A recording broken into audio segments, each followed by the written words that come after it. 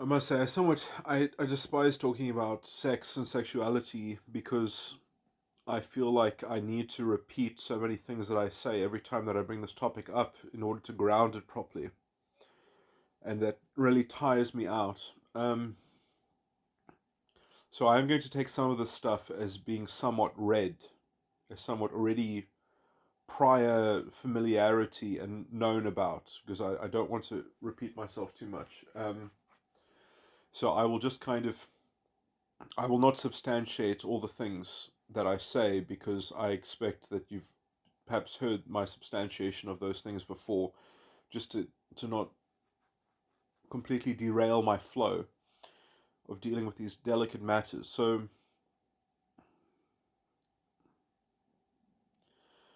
uh, by necessity, I will be talking generalistically about these topics, which is obviously very offensive to some people because people are often on the other scale or in some metric or something like that. I'm going to really try to. This is such a big topic, so just trying to think how I can frame it and delimit at least an inroad into this first subject matter. So the thing that I'm kind of treating when I talk about this is I want to talk about re-establishing some sexual mores, some sort of rules of the game, some like a model understanding of how the sexual marketplace uh, needs to be conceptualized by enough people to create, let's say, a critical mass of bringing back civility to sexuality and making it possible again in some sense. Because I do think that for people that are basically 27 and below, I think that you live in a squalid and sort of destitute cultural landscape. There are probably some individuals that have found a way to find a gap, to escape a gap in the matrix, to escape the kind of the cultural dysfunction. But in some sense, I'm talking about trying to kind of reestablish a somewhat of a workable general primer. And in some sense, I don't expect this. I'm not saying these should be the rules of the game. I'm saying these should be the rules of an individual. And you should use these rules, and maybe collectively enough people using these rules might change the general understanding of the game on in the round on the whole. But I don't even think that that's necessarily the answer. In some sense, I think that my rules for the individual work on the individual scale, and they maybe even work better if they're not generally known, because then you know that when they do work and they work for you, you're kind of uh, you're a cut above the grade, or in some sense, you're kind of, and in some sense, I do actually like to some degree the level of dysfunction, the level of misanthropic ideological narratives and stuff like that. I do think that that's a potentially quite a positive catalyst for individual refinement, because in some sense the toxic people of this world, the people with deplorable mind systems and sort of mind forged manacles that they shackle onto themselves and to others, and it's like wearing a t-shirt that says I'm a toxic person, stay away from me, or thank you for signaling that to me, and I won't waste my time, thanks. So like if people want to cut off their own nose to spite their own face, as the saying goes, I'll let them have at it. But just don't come crying to me, afterwards or whatever, and expect me to compensate you for your own self-indulgent uh, self-fulfilling doom spiral or whatever, because in some sense that's the problem with their toxicity, is that it's like a fire that is unquenchable, and it's always growing bigger, and it wants to consume more things to kind of double down and prove its kind of self-efficaciousness, because it's all based on a kind of on a weird kind of Ponzi scheme that the reason why their self-confidence is hollow and thin is because somebody else is using their privilege in a way that's unjustifiable, and so you have to kind of destroy every last vestige of privilege so that it's possible to bring dignity into a bestowed identity. These people are they want to be slaves. They are colonized by their own irrational, unjustified yearning and envy-driven, high status seeking. They're a weird mix of superficial, craven miscreant and sort of wannabe pseudo intellectual dignitary. They're like this revolutionary aristocracy just waiting to sort of prove the value of their armchair sophistry, that they can model how everyone else is going to be given a kind of unlimited sympathy, so much as that they're part of their gang in some sense. It's a very sort of gang mentality, sort of pseudo intellectualism. But anyway, that's, I mean, I've kind of that's a bit of a caricature, but I think that's practically how they function. Call it a bandwagon. Uh, so anyway, moving on.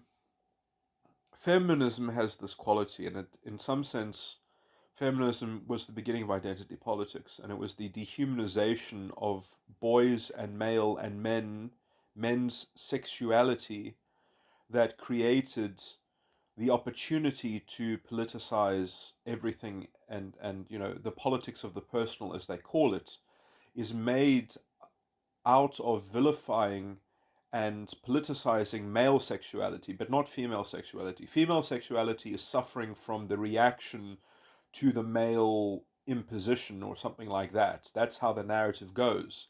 So women need more liberation, and men need more restrictive, conditioned impingement to kind of compensate the historical imbalance or some shit like that. So it's this very deterministic, oversimplified, sort of thing. Like, well, in history was X, therefore in future it needs to be minus X, and then we'll be left at zero. Then because X minus X equals zero, and that's equilibrium. So it's this weird kind of stupid zero sum thinking, equilibrium sort of bullshit. And then they say, some of the clever ones will say, yeah, we don't believe in dichotomous thinking, we don't believe in the zero sum mechanics. It's all very esoteric, it's all very complicated. But then they'll still basically use that same basic formula in order to allow them to cherry pick the pseudo intellectual semantics that they use to describe all the bullshit, and in some sense it's like it's a never ending story. That's the problem with their problem, is that it's a never ending narrative, and they keep on being the ones to broadcast it, and it's like, well, why does that narrative have any weight? And in some sense that's their complaint against every other narrative. They say, well, it's all just narrative, because they have fundamentally denigrated the understanding. They don't believe that you can have such a thing as a principle. Their principle is like is a historical factoid. Their principled position is there was injustice, therefore we need corrective justice now. And what does it look like? What does it smell like? Join the bandwagon and find out. That's basically their cohorts, formulaic, self-denigrating, because that is a very self-denigrating project. Because there's no dignity in that. Be on the right side or fuck off. It's a very brittle kind of moralism.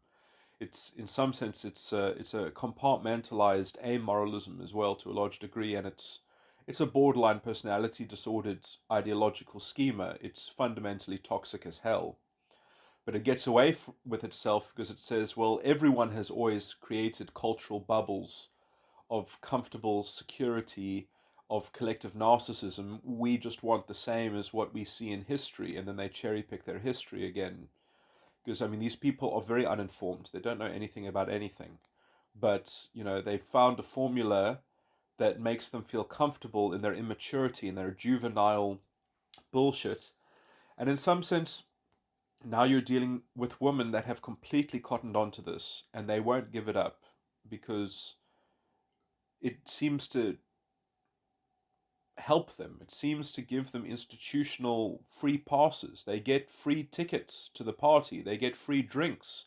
And in some sense, it's the promise that all women should have free drinks until, from cradle to grave, every woman should go to the bar and should expect free drinks. Doesn't matter her age, doesn't matter her whatever. Because it's not the problem that women get free drinks, it's the problem that women get different amounts of free drinks. That's their problem, is how to distribute the female privilege evenly and reliably so that they can kind of feel more masculine about and dignified about their own exploitation of the system. It's this very, it's this kind of projective misanthropy that they say, well, we're not being misanthropic. We just have inherited a disgusting culture that we react to. We are reactionaries. That's exactly what they are. They're proto-fascist reactionaries. But anyway, and they just basically say that they react to everything that they don't like, and they embody everything that they supposedly react to, which is ironic. Hitler would have called these people useful idiots. Anyway, they don't have a moral backbone, and in some sense, it is true that women have been able to skate by not developing a mature character. Women in general, and this is a generalization, under the traditional treaties, under the traditional settlement between the sexes, women got a free pass, essentially, because that was how they knew that they could just, it was good enough that they could just be a housewife or something like that. It was good enough that they could just do what they wanted. And they, essentially, as long as they could be a good mother and they could sort of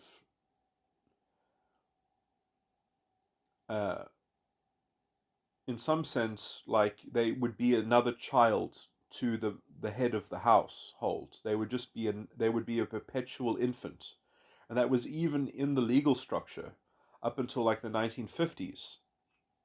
That a woman could not open a bank account in her own name without the accompanying signature of either her father or her husband, or if she didn't have a husband and she was of an age of majority, then I think she could open it herself.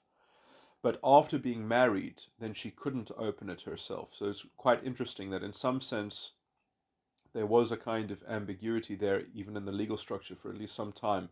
The legal status of women, it was not fully understood how to deal with this. And this was somewhat the de facto understanding that women live in a different society to that of men. Women have a different deal. And this is also the reticence that was for women wanting the vote. Because the idea was is that you live in a different cultural sphere of operation.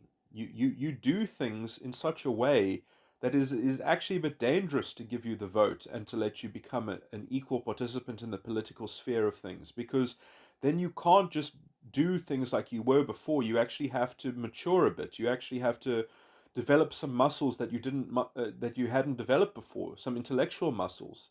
And now this is a slight problem. This is an uncomfortable fact, because evolutionarily we can understand that men and women have very different selective pressures applied to their various sexes.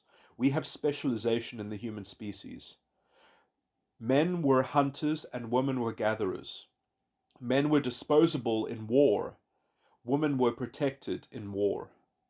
So the decision as to whether your tribe should go to war or not should be made by the men, because they would be the ones to burden the consequences. Obviously, if they lost the war, the women would necessarily also perhaps go through a lot of hardship, but they would probably survive, at least if they were of childbearing years, because women were a pro-social resource. Women were valuable. They are born valuable.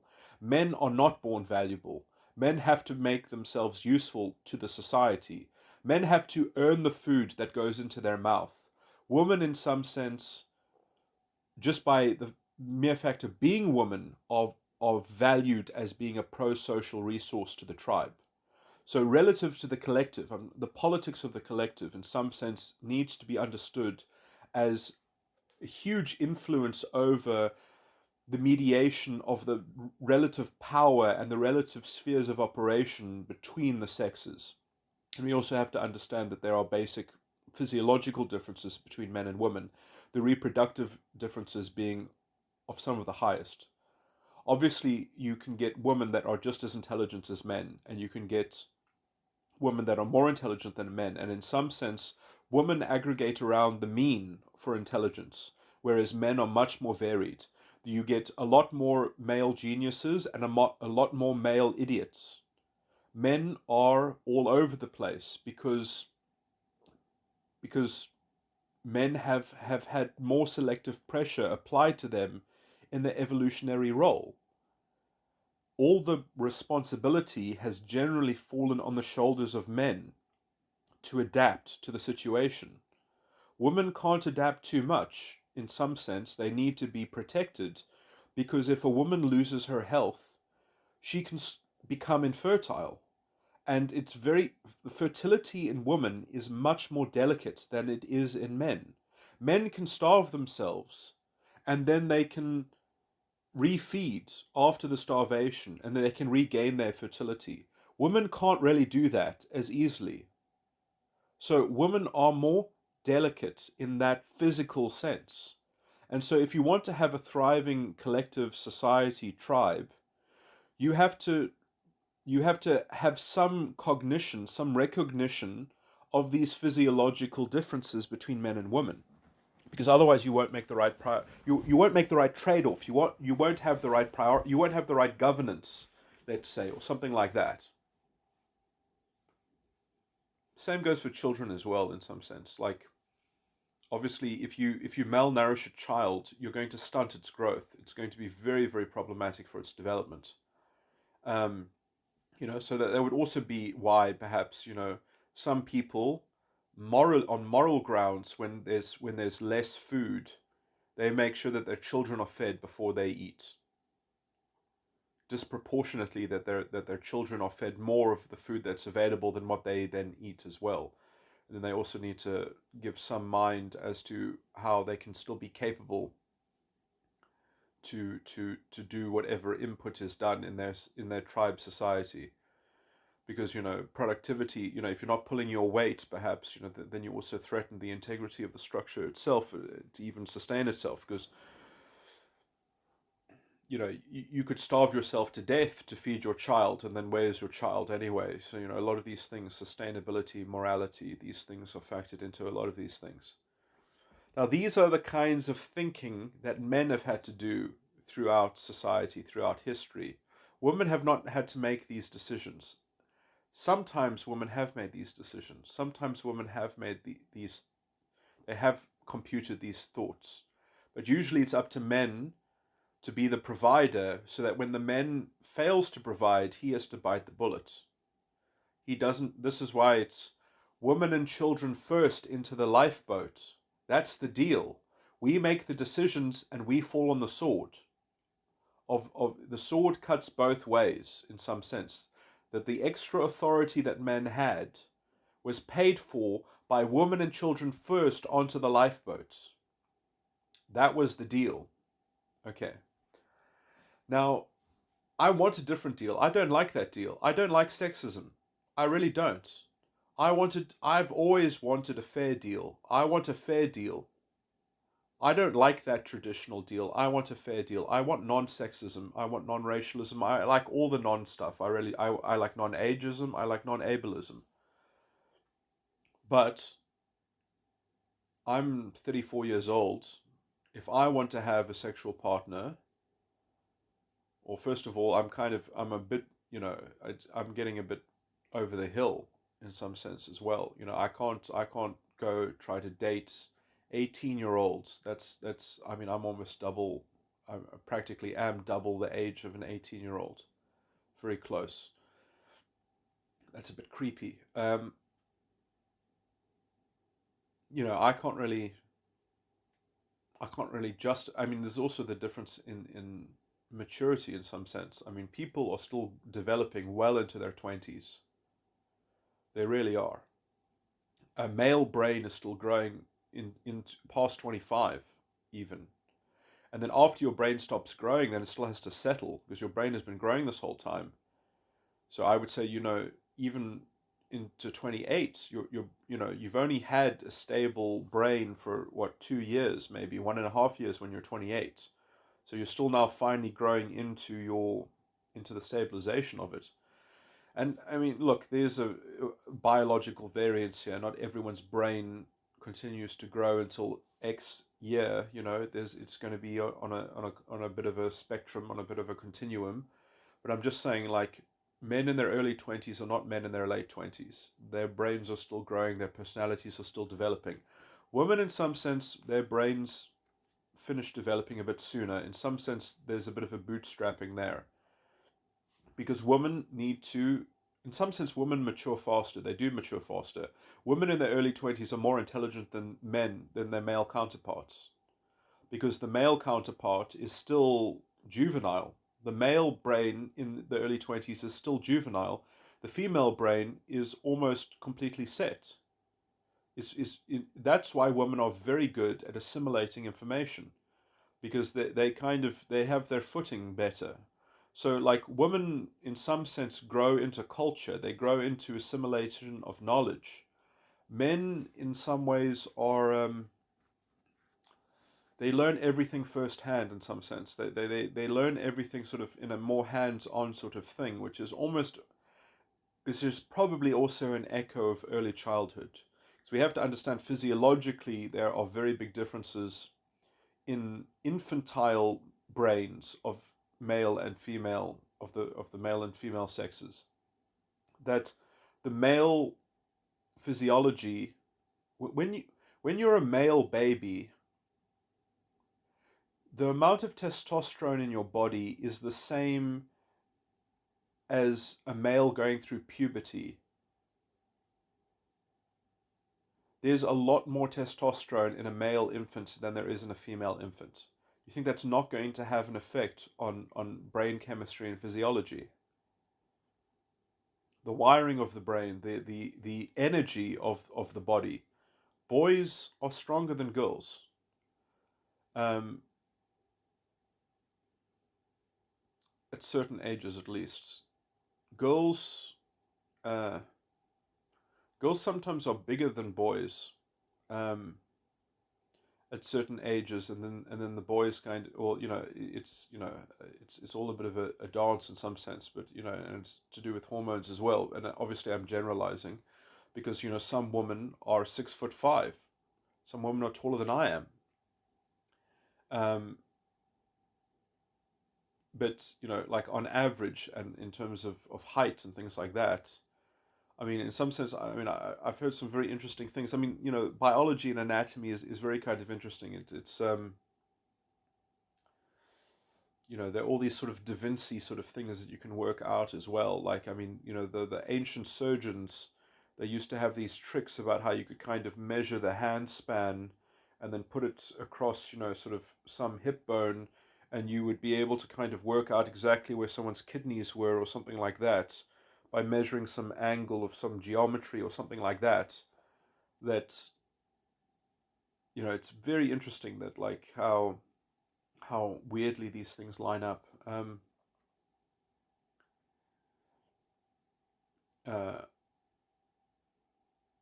Especially in the formology, or in the physiology of, like, because obviously the form of things change, depending on how overweight you are as well, perhaps.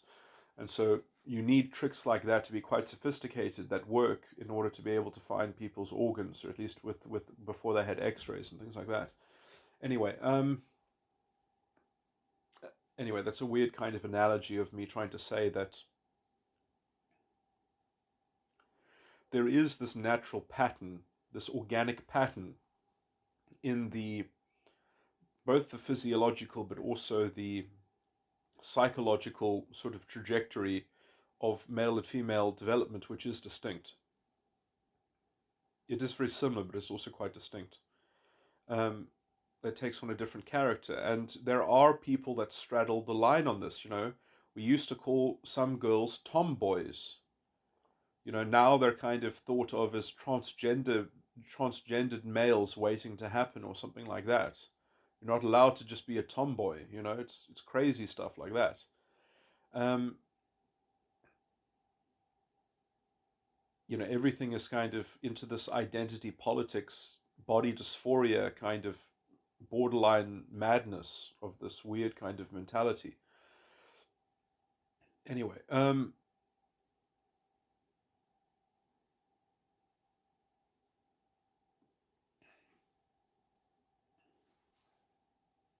okay, so what am I just trying to do? I'm just trying to say that a lot of these topics are much deeper than people think, or that what they have been told to think about these topics. And we have known scientifically, in the real scientific literature, for a very long time that there are massive differences between men and women. Uh, Primarily, I am all the things that I say are roughly informed by that weighty tome, The Sexual Wilderness by Vance Picard, which is probably the best academic um, compilation of all the medical and behavioral sort of measurable distinctions between the sexes. Anyway, so now I am peppering some of that with perhaps some conjecture of, let's call it, evolutionary psychology and evolutionary anthropology or something like that. And I do think that in some sense what I say in that vogue is not important as a canonical historical truth, but I think that you see echoes of that in the culture itself. And so in some sense to me it doesn't matter if it's historically true or not. I see it as a metaphor for reading the current cultural mess that we're in. So I have said that I don't like the traditional arrangement and I want a fairer arrangement.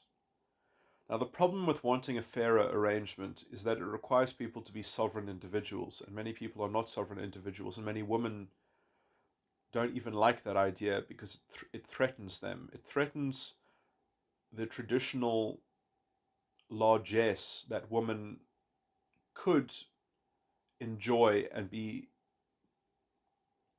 that was made available to them by the cultural settlement. And in some sense, a lot of women realize how painful it is to be a man, and they don't give a fuck. They still want men to continue to play that role for them.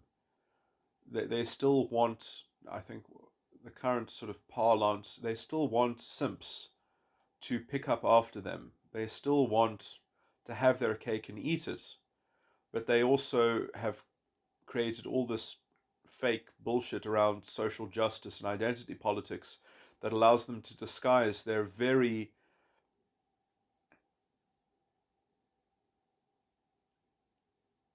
sort of self-serving corruption and convenience that kind of gets wonderfully disguised by these buzzwords and these sort of vague motifs and narratives. um so like vaguely what I'm saying is that in the 90s we got it right, that all we need to do is have access.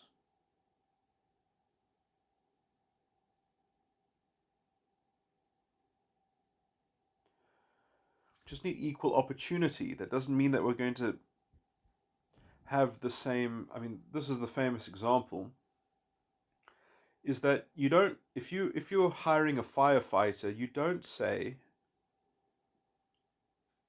we don't have enough female firefighters, so we're only going to hire the next person as a female. You don't say that. You say, can you complete the obstacle course with the equipment on your back, and what's your lung capacity? And I'm sorry, your combination of endurance and your combination of lung capacity, I'm sorry, you just can't be a firefighter. It's too risky. You're going to be it's going to be a danger to yourself, even. And she'll say, "No, this is oppression. I want to be a firefighter." Or, I'm sorry, you know, you're just essentially you are not as good as even the average man at being a firefighter. An average man would make a better firefighter than you, would be a safer firefighter than you. I'm sorry that diminishes your sense of self-worth, but that's objectively based on objective criteria that happens to be true. Now, that is not true across the board. It's not as if women cannot be firefighters, but some women, I would say, don't have the lung capacity. They don't have the upper body strength. It's a disservice to the role, to the job description, to enlist women to do that. But many jobs are not physically limited in that sense. They're only intellectually limited in that sense. And in some sense, we also have to understand that women have, on average, different interests to men. So they are going to pursue different fields and different lines of education and different, in different proportions to the population. This idea that you're going to set out this quota that, oh, something is oppressive. I mean, really, are we really saying that we don't have enough rubbish collectors that are women? I mean, what's the proportion of men to women in handymen, as they're called, doing odd jobs? Do we have as many women street sweepers? Like, why always do we look at trying to give quotas to the top echelon of things and not to the bottom echelon of things? It just shows the cherry picking nature of this whole contrived and confected narrative idolatry, or whatever you want to call it. Um, so, yeah, oversimplified sociological reductionism. Can we get away from that? And in some sense, I complain that this is all part of what I call TI cultism, introverted thinking cultism. That people think just because you can say something that is logically self-consistent doesn't mean that it's reasonable, doesn't mean that it is correct and true and right and proper. Self-consistency is not good enough. You need intuition, you need faith, and when I say faith, is a very, very intellectual thing. It's not an airy-fairy thing. You can have arguments about intuition, deep arguments about intuition. And these are people that don't want intuition. They just want factoids. They just want a frame of reference that is a formula that lets them get away and disguise their own self-serving corruption. Okay, so women are prone to this. The reason why they are prone to this in culture is because when you have a culture that doesn't have a robust moral value system or understanding of things, when you give people the room to have an epistemological pluralism, anything goes, any values go. You're allowed to question any value, and you're allowed to say that your values are better than any other value. And no one is allowed to tell you that your values don't compute. So you create this weird kind of anything goes attitude. Well, if everything goes, anything goes, and if anything goes, then something will go that says that something else can't go. So it's a paradox. It's self-contradictory. You can't maintain any kind of coherence like that. Everything's going to degenerate. Epistemological pluralism is dysfunctional. It's nihilistic, essentially. If you want to generalize it or aggregate it up into a metaphysical summary, it's nihilistic. It doesn't believe in anything. If you won't defend anything, then you'll fall for anything. And in some sense, this says, well, we should be sympathetic that everyone should be allowed to defend whatsoever they so wish. That's a irresponsible way of arming people. Oh yeah, everyone has a perfect shield against everybody else. No, no, no. You should rather give everyone a sword and then just tell everyone, just remember how you use the sword, it cuts both ways. That's how you find real peace. That's how you become a peacemaker. It's not by giving everyone a shield and saying everyone should be sympathetic to everyone else. You give everyone a sword, but then you tell them the sword cuts both ways. That's how you actually find integrity and honor and dignity and justification. Anyway, so this is the problem, is that traditionally women have been given the shield and they have not been given the sword. And the problem is that they do use swords, or they use their shield like a sword, or their shield is also a sword, but it doesn't cut both ways. That's the biggest fucking problem with women, is they're all fucking hypocrites and they've been bred that way in some sense. But I blame them, because you have to blame people for being hypocrites. If you don't blame them for being hypocrites, how do you ever bootstrap self-determinism to get to a point of actually taking responsibility? So in some sense, women are the victim of a system and their own self-deception of being able to get away with it. In some sense, it's a de facto ongoing profanity against equality, against the practice of equality, while they say that they do it in the name of equality. What witchcraft is this? So, we have these women who are in their ivory towers of psychobabble, and they invent their disgusting proto-fascist words, and, they've even gotten men to conform and bend the knee to them, because men are weak and they want sex and they want regard and they're used to compromising. And women are used to arbitrating the compromise because they function as a collective. That's how women have controlled society since time immemorial. Men have controlled the hard structure and women have controlled the soft power structure. And the soft power structure, famously in a line from a movie that I won't be able to quote, is that the man is the head of the household, but the woman is the neck of the household, and the neck controls where the head looks. The neck controls the context. And that is how women have functioned in society. And it's not been good for them. Was part of the traditional setup. It's not good for anyone. But it does have its positives and its negatives in some sense, because we have to understand how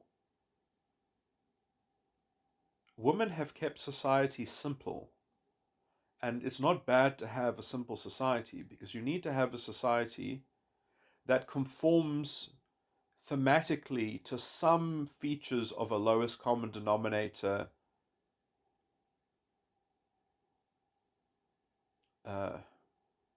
level of indoctrination in some sense. Because now women have used this lowest common denominator belief structures to abuse a system and to manipulate and to create these weird kind of things where they pretend to be naive, where in some sense, maybe they don't even know that they're pretending to be naive because they're so used to getting away with it. It's like programmed into their behavior. It's like a bad habit that they can't even own that they are addicted to this bad habit, because they've just always gotten away with it de facto. It's that kind of problem. It's like a process addiction. They are addicted to getting their way through this process. Now, when women are doing this, and men also can do this as well, if they have borderline personality disorder, usually it's bullied out of them. When men try to do this, or when boys try to do this, someone will clap them over the head, will hit them physically and say, "Don't act like a woman, you sound like a girl."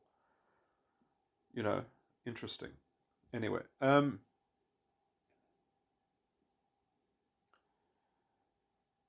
in some sense, the same thing can still happen, but it kind of goes underground on the male side of things. But anyway, repressed. I call it spiritual lesbianism, but anyway, I'm not going to get into that. But I use sexuality as a metaphor because I'm a kind of hermetic alchemist. So I use gender also in a very expressive way to kind of try to describe what people are doing metaphysically and psychosocially and psychologically in their own false ego complex. But let me just move on. So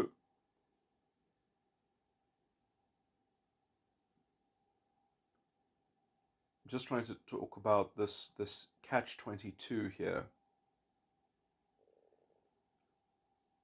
that women fall into their own trap of their own convenient exploitation of culture and society, and convention and belief. And another way of expressing this is that women love algorithms because algorithms are reliable and dependable. And when you depend on algorithmic formulae and thinking, the only problem is that at what point do you stop using the algorithm and do you make up an independent critical thought or an independent substantiation of what you're doing and say, this is the reason why I use the algorithm and now I'm going to stop using the algorithm. You can use algorithms. Lots of people use algorithms. But you have to know the limit of the algorithm and you have to be very conscious about your application of it. Women, in some sense, are either so hyper conscious of their use of algorithms and they are afraid to ever stop using an algorithm. They will stop using an algorithm only when they've got another algorithm to jump ship to. And in some sense, they don't know the character of their own decision-making process because it's just algorithms and their relative utility that they can bestow. And in some sense, they can blame society for this because they can say, well, this is how I was made, or this is what was offered to me. This was easier than the other way. So in some sense, I mean, it's somewhat disgusting when you listen to these people talk about their self-pitying. I mean, in some sense, you can, everything is an opportunity to leave no stone unturned. You could have used this exploration to develop character and maturity and develop your own sense of self. You can, this is the meaning of when I went in my earlier recordings to say that, generally speaking, and I mean this metaphorically, but it is also true in the particular in some of my lived experiences, but I do this to expound upon the principle, is that I found that there was a way to have a real relationship with a woman. There was a way to have a real connection with a woman. And in some sense, my formula is that you have to find, and I mean, I didn't even, when I expressed this, I used the language of another guy that said this to me, which is that if you want to find a good girlfriend, you have to find a girlfriend that was ugly in high school, and then she grew out of being overweight, or like she was overweight in high school, and then she got hot in university, so that she's actually a good person because she was ugly in high school. She didn't have everything given to her on a silver platter. She didn't get endless validation. She didn't get unquestionable kind of verification of whatever bullshit thing went through her head. She was actually told the truth. She wasn't just mindlessly facilitated and pandered to and catered to. But in some sense, this formula of how to find a woman that is of some character and is of some quality is not even good enough. Because it's worse than that. Because half the women who are ugly in high school, at least, and when I say half, I mean that metaphorically. I mean, you can just as easily develop a real personality from being ugly in high school as you can just as easily develop an anti-personality. You can just as easily become misanthropic because there's some people that are ugly in high school and they're women, and then what they do is, instead of developing a real sense of themselves, they fixate on some hot girl in their class or in their school, and they just watch that hot girl, and they notice every time guys are nice to them how easy their life is, and they develop in the shadow of somebody else who had it easy. They develop in the shadow of envy. They develop their own sense of envy to understand the world through. And they have essentially become misanthropic. They are death driven. They are driven by just, in some sense, their whole sexuality is only facilitated through that envy. When they have sexual relations with a man, that man is a token of all the male attention that the hot woman got. So that man will be tortured by this woman who was ugly in high school as a way to repay herself for the lost out attention and the lost out sense of the nebulous sense of self, because she doesn't even know herself. She knows herself hypothetically through how she would have felt and how she would have been if she was treated the same as this other woman. So she will try to extract this experience that she was missing in her life, which is a hypothetical experience. She will try to steal it from the integrity of some poor soul who will be a man. So some guy who just happens to be another human being, another soul in the world, because of his genitalia and because of his associative resemblance to the people in her high school that were showering praise and affection or some kind of positivity, which, she doesn't even know what that hot girl was like in her own mind, in her interior. She doesn't know that maybe that hot girl was drowning in her own superficial hollowness, that she was in some sense knowing that this is all temporary, because everyone gets old and wrinkled and unattractive before they die.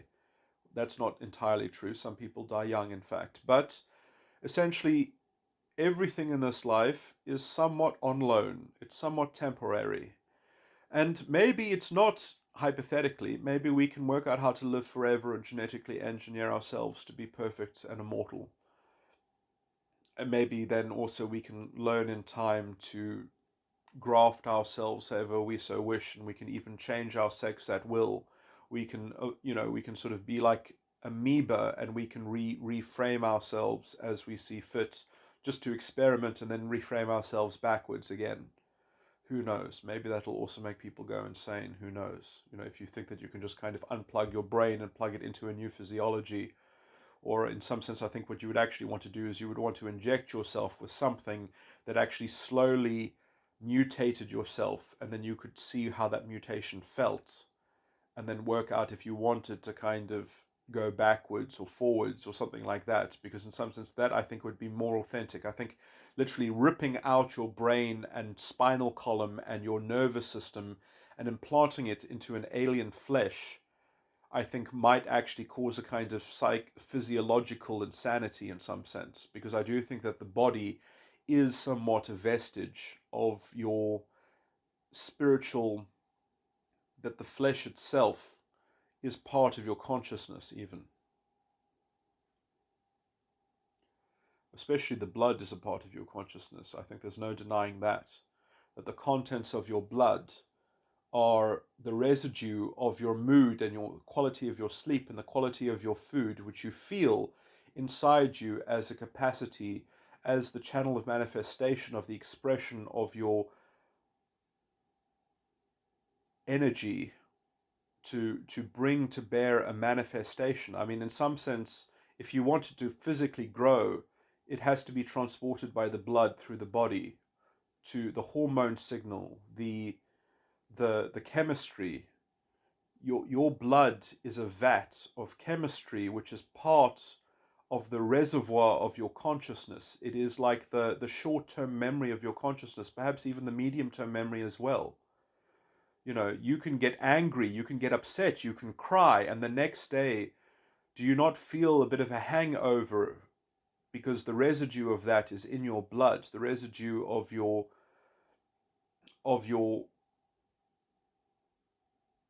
anxious brain, the residue of your anxious flesh is mediated by the conduit of the blood. Anyway, um,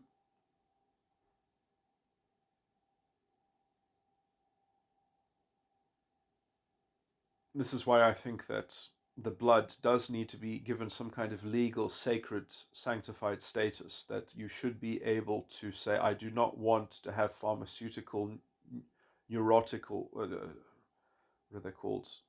Uh, Narcotics.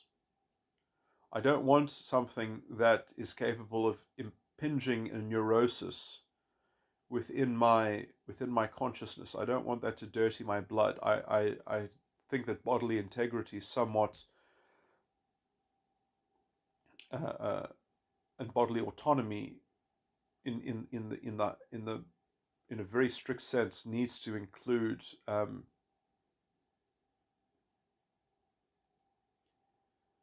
I think that you could demand that someone have their blood tested, have their blood sampled in some way, but I don't believe that you can justifiably impose some kind of injected substance into the blood, or imbibed through oral medication or something like that. I think that needs to be very much at the behest of the person who wants their bodily integrity respected. Anyway, this is a bit of a tangent, but what's anyway? So that's my point about talking about bodies, I guess, in a very, very abstract and broad sense, in a perhaps in a moral framework. But the going back to sexuality more proper. So I was talking about how women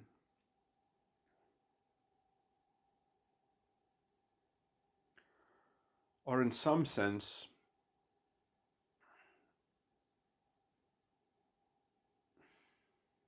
and I've said a lot of things, I guess, that in some sense women are simpler than men. I don't think that that's necessarily, it's certainly not true across the board, but on average, I think we can understand that the average between men and women are very similar.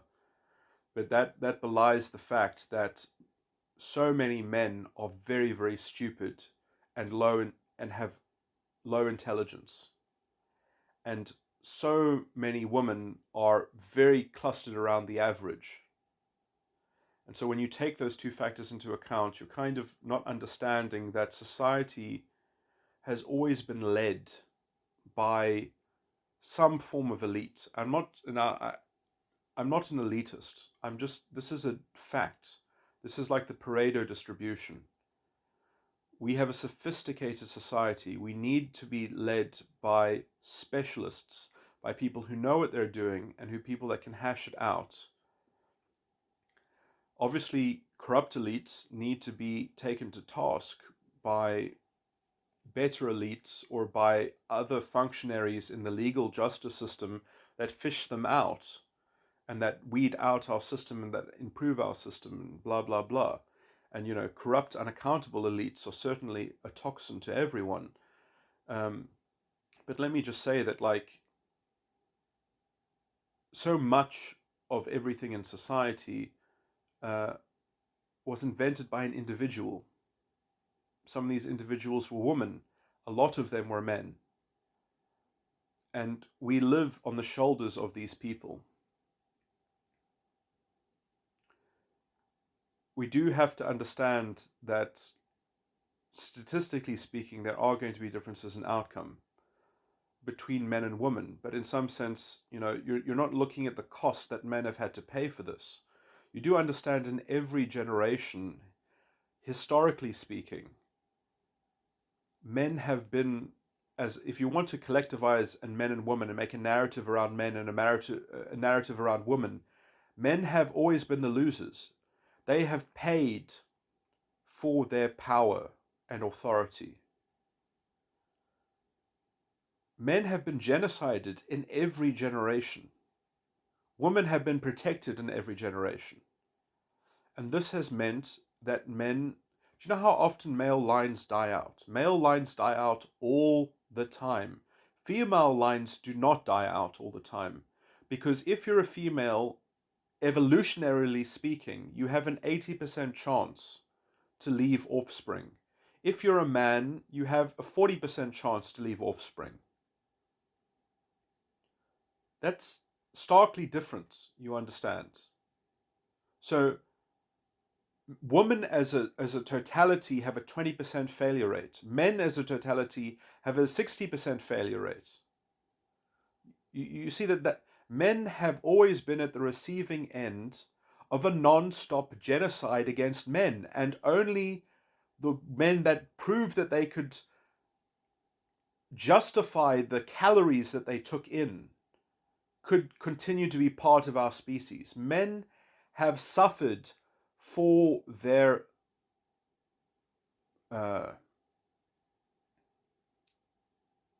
gifts, for their talents. And in some sense, the male side of the equation in the human species is still one in which it still needs to specialize so badly that it will even throw the dice and make an idiot. That there will be substandard men all over the place. Because evolutionarily, we know biologically that the man has to try to be great, because otherwise he's not going to make the cut. He's going to get genocided by the sexual marketplace that women have never fully understood. Because even all the privilege that they have, they still want more. And essentially, they can get away with this because as long as all the women agree with that across the board, that's good enough. They never had to consult a man. They never had to rationalize and understand it from the other side. They don't give a shit. Well, men have always had to care about both sides of the fucking equation.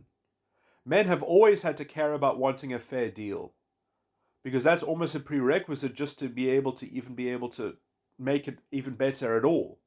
Is that you have to understand and conserve how it functions, and now women want to take the whole system hostage and say this is not good enough. I'm going to shoot it in the head, and then you'll have to start again from nothing because this doesn't meet my high standard. You say, well, what is your standard? And they'll say equality, and you'll no, but what do you want in practice? And they'll say equal quotas, and it's like, well, if you want equal quotas and you don't care about competence and you don't care about actual pragmatism, you're going to get poorer then.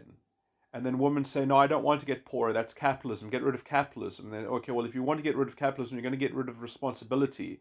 It's like, oh, we don't need responsibility. Just give us a big government that solves all the answers for us. Okay, so we'll make a tyranny then for you. Thank you, Mr. Proto-Fascist Feminist.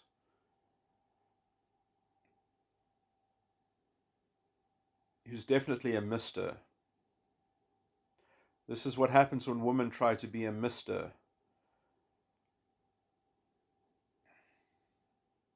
They missed everything up with their psychobabble. Because essentially they're not negotiating, they're demanding, they're taking hostage. And the reason why they're allowed to take hostages is because they function as a bloc, as a voting bloc in some sense. Because they don't deal in politics, and I'm generalizing, they don't deal in politics in the same way.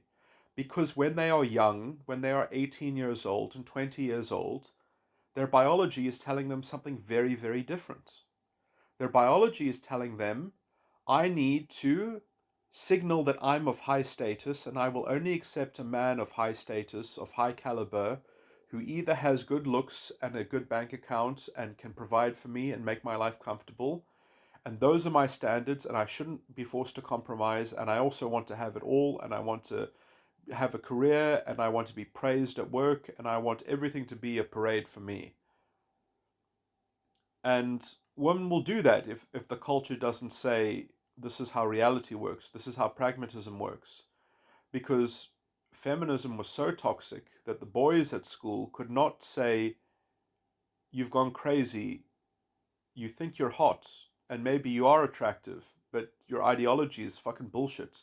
And I'm not going to take this sitting down. Like, I'm not going to take what you're saying about my sex. I'm not going to take what you're saying about me just for having a dick, just for having male hormones. You're going to say all this shit about me, that I'm a toxic masculine person because, like, I'm interested in sex because I have hormones.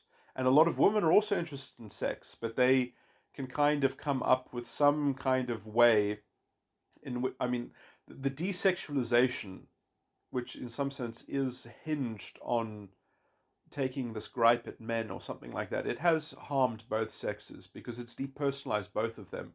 By depersonalizing boys and men, you have depersonalized women in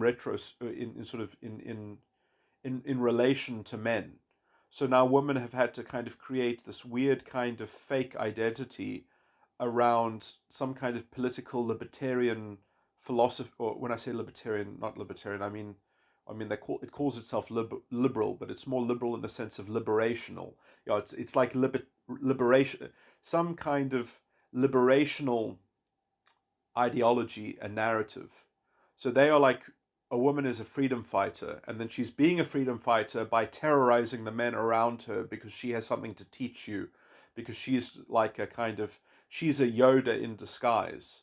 she's a Yoda with breasts. It's like some kind of fucked up shit like that. And boys are so half. Well, the problem is that half of the boys can play that game. Half of the boys can get on board with that because half of the boys, I'm roughly saying, some portion of the boys are intuitives. They're intuitive thinkers, and they can tolerate this kind of bullshit. They can play with it in their head. But the senses can't deal with this bullshit. Male senses, they're like, what is this witchcraft? What is this voodoo magic that you're talking about, all these big words, and you end up saying, yeah, it's all because of my fault, because I have a dick. Like, what the fuck? Like, what has this got to do with me? Just because you can all say big words about categories of women and categories of men and categories of identity and all these sociological reductions and generalizations. I mean, it's fucking bullshit. It's toxic as hell. It's a fairy tale. It's a mythology. It's a fascist mythology. So it's the same as blood and soil. It's the same as the Jewish conspiracy theory, the conspiracy theory of white male patriarchy. Please. Patriarchy was never as oppressive as it has been made out to be, and it was never as toxic, and in some sense, it was dealing with the very real problems of matriarchy. People forget that I believe, in fact, there was, in some sense, a matriarchy before there was a patriarchy. That when the gatherers gathered together and created a fucking matriarchy, when the hunters came back from their hunter work, because you see, when you hunt, you actually have to know who's good at what. You can't just hunt based on you can't just hunt based on a theory. Your theory has to be proven in practice. You need the fast guy to run at the people, to run at the wildebeest, to run at the antelope in the right direction, and then hopefully the antelope is going into the trap. And you need the good people that have strong arms to throw the spears, that are hiding behind the bushes. And then maybe the whole thing doesn't work, and you need more runners. You need to exhaust the animal, and then you just spear him down. There are lots of different ways to hunt, lots of different strategies. Maybe you need to try a different strategy for a different terrain, for a different. It's you have theory, you have leaders, you have natural leaders, you have thinkers, you have people that follow the plan, you have people that know how to follow the plan, you have people that are bad at following the plan, and then you need to work out how to mediate. I thought I was just going to score for the team and I took my shot, but actually I should have followed the plan. I'm sorry. Like I'm a bit of a failure here because I was going for the self glory instead of going for the plan. I need to trust my leaders. Maybe the leader has got a stupid idea in his head, and maybe somebody else can kind of fix the leader's stupidity, because maybe he's a good leader at leading men, but he's not a good leader in following a good plan or making a good plan. Men have to learn how to coordinate in the real world of hunting, of hitting things with the mark. They actually have to throw a spear, and if the spear doesn't actually hit the mark in the right way, then first of all you have to have the right target, and then someone has to actually accomplish the hitting of the mark. So the mark might have been hit, but the target might have been wrong in conception. Men have to deal with all of that. Then they go back after a hard day's hunt, and maybe they only are successful 1/10 of the time. Who knows? And then there's meat 1/10 of the time. And some people are magical because they know how to coordinate. They know how to plan. They're almost like they are supermen because they know how to get people in line. They know how to get people working as a team, as a good organization. They trust each other. They tell jokes with each other. Then they go home to the tribe. And then when they're gone, the women say, look, you only bring back this meat once every 10 days. I actually think that the men should catch more meat, and actually we give you fruits and vegetables that we gather every day, and you only sometimes bring us the meat. So like we actually think that this deal's unfair or something like that. We actually think that you men, you're a bit too useless for us. We deserve better, in fact. And all the women have talked amongst ourselves, and we all agree. So we're just going to give you. We want to divide the meat, and you need to have less meat than us. And maybe that will encourage you to be more successful at acquiring more meat for the tribe, because you'll have less meat. And then maybe the men will starve to death, because maybe the men in that less meat will not have the energy, will not have the brain power, will not have the coordination to catch the next thing. Maybe the matriarchy will set up a standard that men cannot actually conform with. That men will try to say, no, well, let's negotiate this. Maybe the beginning was a negotiation, and then they renegotiated the division of the meat.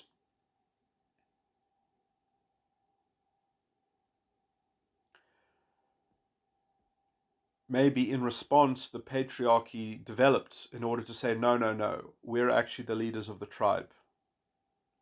And we have upper body strength, and you women don't have upper body strength. And then women will say, okay, you want to be the leader, you play the leader here in the middle of the tribe, and then we'll make your life miserable. We will resent you, and we will do what you say because you're stronger than us, but we won't be happy with you. And all of these women are also wives to all of your men. And each of these women and each of these wives will be able to change the context. And you, as a leader who have now put your foot down, we will depose you in the long term. We will replace you with a man that will actually configure themselves to the matriarchy. As if women have had no power in society. Women, in some sense, always express their influence over the long term. And men, in some sense, always have to deal with the day-to-day administration and even the medium-term administration. And then women basically are always signaling, in the long term, I want better, I am entitled to more, I think I deserve more. And men have actually grown because of that. Because you see, when the matriarchy puts its foot down and says, no, no, no, we want a better deal, then the men have to get better if they want to put up with that. And the women who put their foot down in their tribe and the men who meet the challenge get stronger as a tribe, because maybe the men do learn how to catch more meat.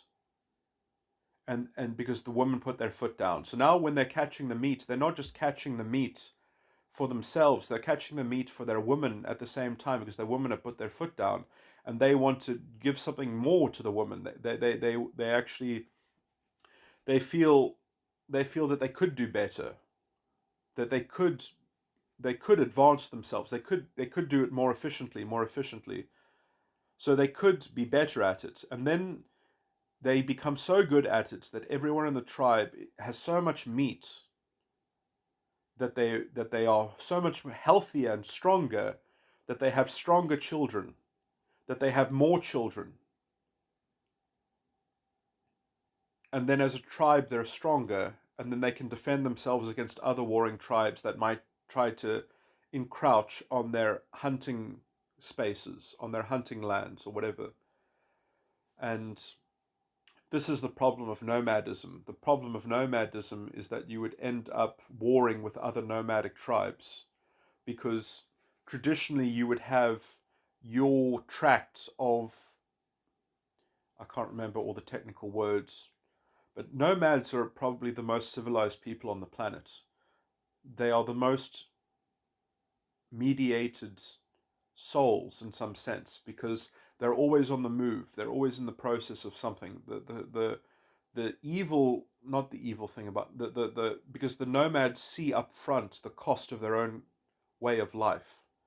Because probably the hardest thing in the nomadic existence is that when your elders are too old to be part of the caravan, to be part of moving to the next campsite, that you leave your elders behind because they become too sickly and they cannot be part of the motion of life anymore. And then you literally leave them, in some sense, to be taken by the elements, or to starve to death, or to somewhat kill themselves in some sense, or to depart how they wish to depart, because they are no longer part of the cycle of the nomadic existence. And in some sense, it picks up after itself. It knows the cost of its own way of life. It sees the ending and the beginning and the cycle and the circle. it's very sane. It doesn't close its eyes to how this way of life perpetuates itself. It is de facto sustainable. And that leads to a very heightened sense of spiritual integration and understanding and such and such. And in some sense, nomads always said that people that lived in fixed structures are insane because the fixed structures become a part of them. They become a vestigial organ of their consciousness, and it weighs them down, and they can't look underneath that stone.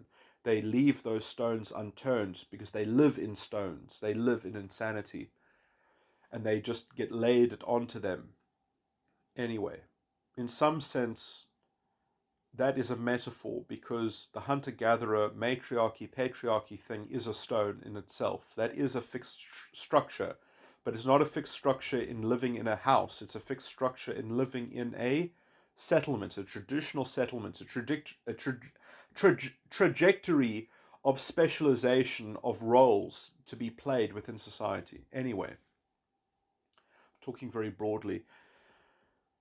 So how does this translate into modern society now? When we all want to be individuals, we all want to be enlightened, we all want to attain towards the nobility within our being, within our consciousness. We want to be good people, perhaps.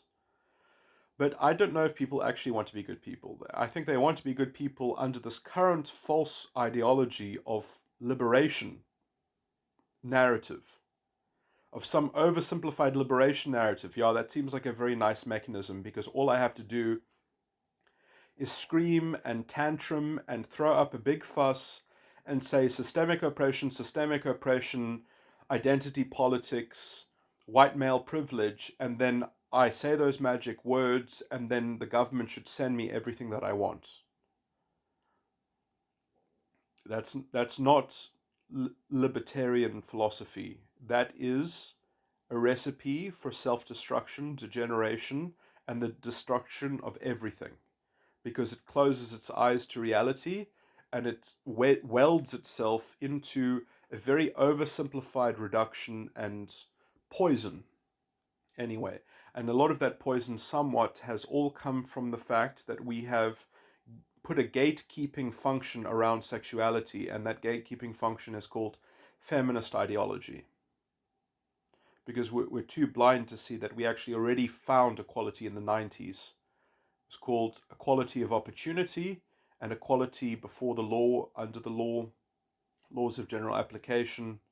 But that isn't good enough because now people found a way to basically undermine the system because there was technically nothing in the law that fought back against this kind of cultural corruption, this kind of moral corruption, which feminism has weaponized and essentially has blossomed into this very disgusting fascistic flowers of identity politics, of Black Lives Matter, of all that kind of pontification and all that kind of hysterical moral panic and emergency making in order to safeguard what are usually, if I can use a motif, welfare queens, single mothers that have excused themselves. And a lot of them aren't actually on welfare. A lot of these single mothers have jobs, perhaps, and they have strings of men and they have strings of children from different men. And what are they doing? They are creating a very toxic environment, and they won't be criticized because women are the victims in the feminist narrative. So this is the biggest problem, is that in some sense I would say most of the toxicity in so-called patriarchy is perpetrated directly by women. And in some sense it's also women poisoning boys and men who have been abused by their mothers, because mothers cannot be perpetrators in this current vogue, in this current fad and ideological fashion of our zeitgeist and of the false consciousness of our times, the false revolutionary consciousness, which is incredibly in league with the political corrupt class and the political plutocracy and the kleptocracy of government officials that undermine and disempower, and then they sell their corruption and their continuing corruption as the solution to the scapegoated, diverted pressure, false flagged the problem is capitalism, the problem is liberty, we need to undermine liberty. Um, I mean, these are people that have found a way basically to justify Big Brother, and they do not want their simplistic narrative broken because it gives them a simple answer to all the questions.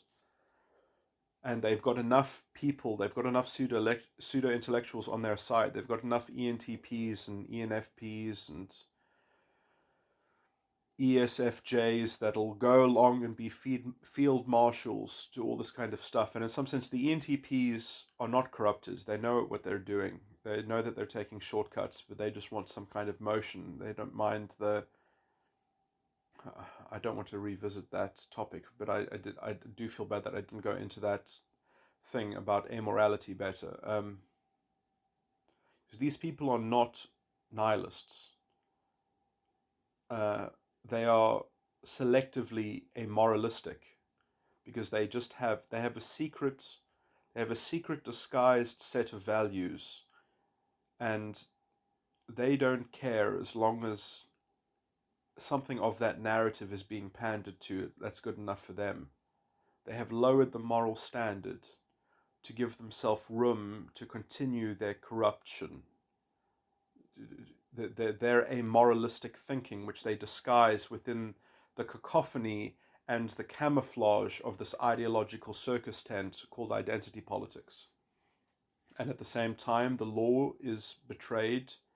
Not in America. In America, the legal system is fundamentally flawed. In South Africa, the law has been betrayed.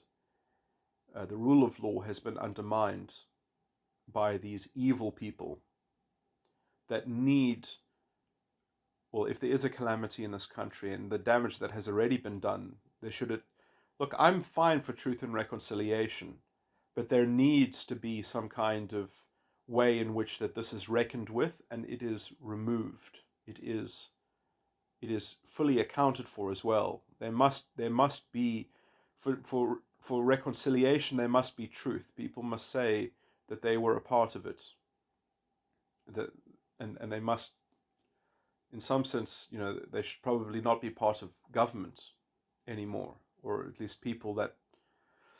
I mean, perhaps some of them could stay part of government if they really did turn a new leaf, and in some sense that might give them some renewed credibility in some sense, because just having a new person that doesn't have a corrupted history doesn't necessarily mean that they're going to be able to not just fall into the same tricks or something like that.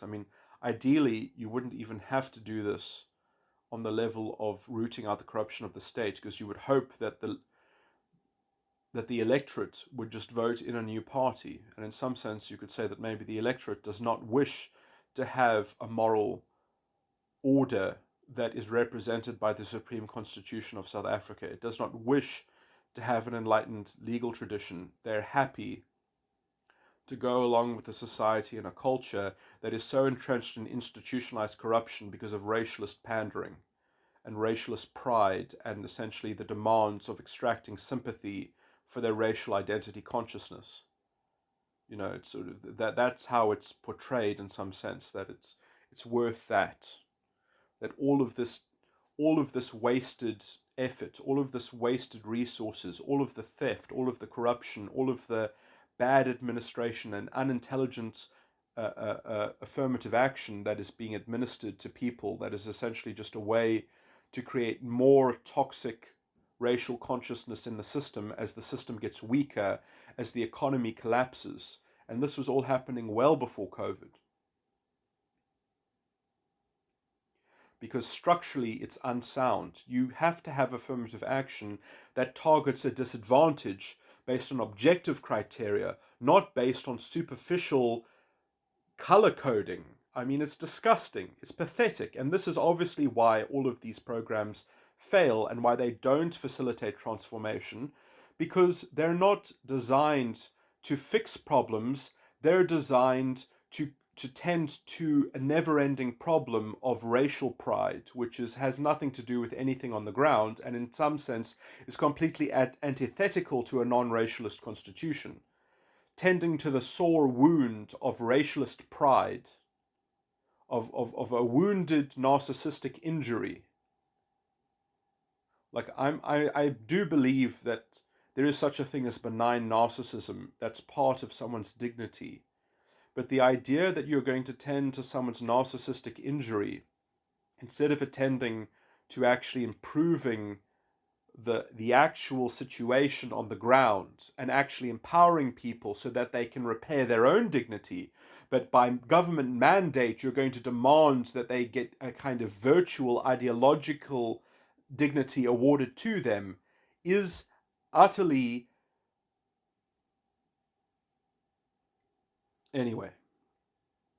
Okay, so now it's just insane. It's pathological. It's dysfunctional. It won't work. It will be unsuccessful, and it'll be a self-fulfilling doom spiral, which is what we've been living through as well. This is why the state has been collapsing, why capacities have been dropping, why everything falls apart, essentially, is because of this ideological toxin and poison which is antithetical to the Constitution, and a betrayal of the Supreme Constitution of South Africa, which is why essentially I would even say the government is illegitimate, the judiciary is illegitimate in as much as that it has cottoned onto this disgusting betrayal of the constitutional values. I mean, they have all essentially betrayed their station and their role within the Constitution.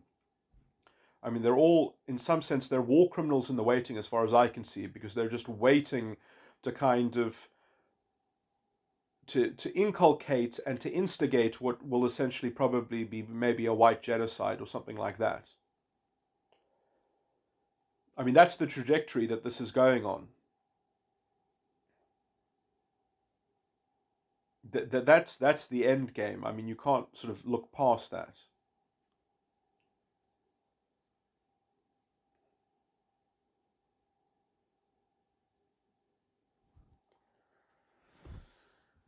You know, it's literally a replay of Weimar Germany. Literally, it's sad that history can replay itself so. I mean, it's almost insane to think just what a replication it is of Weimar Germany, the politics of Weimar Germany. And we must remember that Hitler was also very, very popular before the war in America. Everyone loved Hitler because he was so good for his poor German people. He just wanted to uplift his poor German Aryan people. The Democrats loved him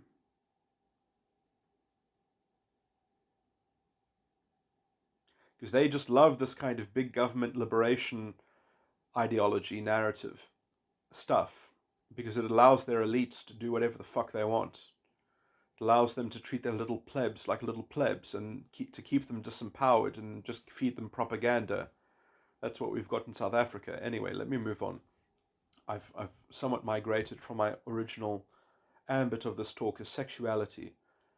So I want to now talk about some practical sexual advice for men in the dating arena, because I do think that in some sense we are saddled with the vestiges, the residue of the traditional arrangement, which means that men have to learn to take the lead to some degree, also because it is somewhat part of the masculine character, I think, that, and I will talk about other forms of relationships, because there are relationships where in some sense the woman is taking the masculine lead, and that has to do with psychology, I will come to that issue as well.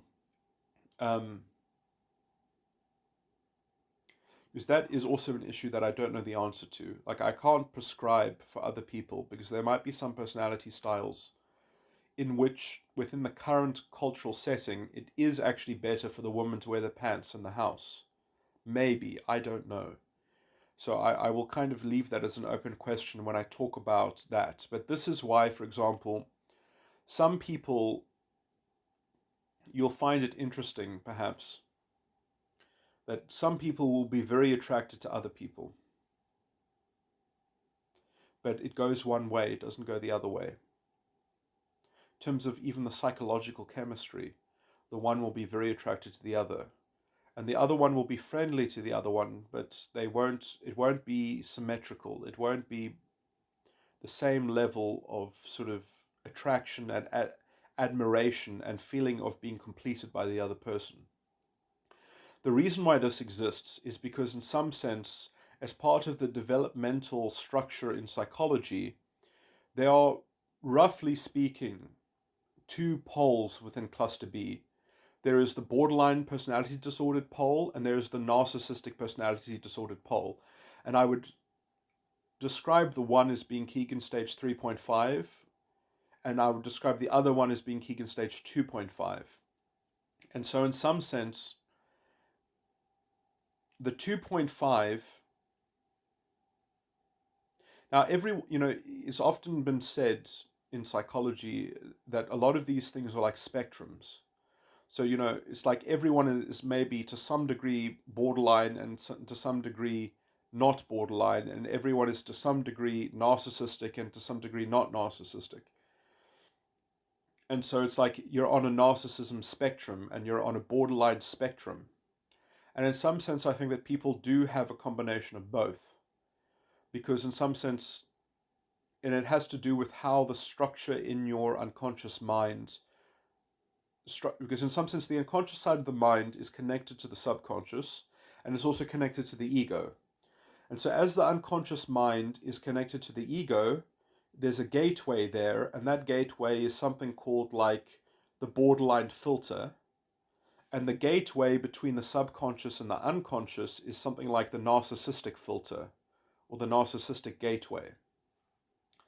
Now, we all have to have a gateway through these things, but they are going to be populated by a certain style of window dressing.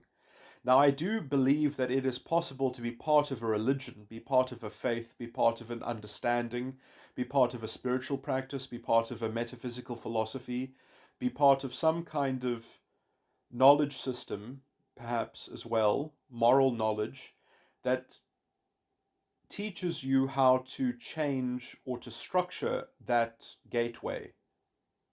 And to a large degree, culture does this as the default. You learn to do that from the culture that you grow up in. And so this is why it's very important to not have a toxic culture, because then you're going to get a toxic narcissism gateway and you're going to get a toxic borderline gateway. And the problem between these two gateways is that there can be a kind of cross interference between them. That in some sense, some structures can be so toxic that they kind of create a loop in themselves. They connect with each other. So the toxicity of a particular narcissistic structure that's kind of becomes a filter that filters the gateway has a kind of sympathetic resonance with the borderline gateway filter. And so these things are almost mirror images of each other. When I say mirror, I mean because they're not exactly the same. They're kind of like a mirror shadow inversion of each other. The one's left is the other one's right. So, and they project onto each other, and in some sense that is very dangerous, because there's no telling what level of unseriousness, what level of untruthfulness, what level of uncarefulness is hidden within that paradox, within that kind of, there can be like mirrors reflecting each other, and then you kind of get this infinity mirror tunnel, and you get lost in that because you think that there's infinite space there, but it's just a recursive loop. It's just an irrational um,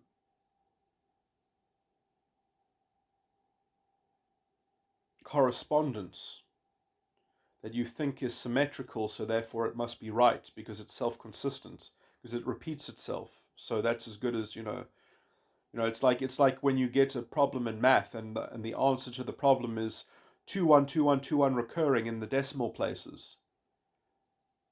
Like, you might say, well, that's good enough because that means that it continues the same, but actually no, it's not computable because it goes off forever, just because you can kind of easily notate that to just be 2 1 with a dot over the 2 and a dot over the 1, to say that it's recurring like that forever is not good enough. It's still a useless object. You can't sort of ever plug that into things and make it computable.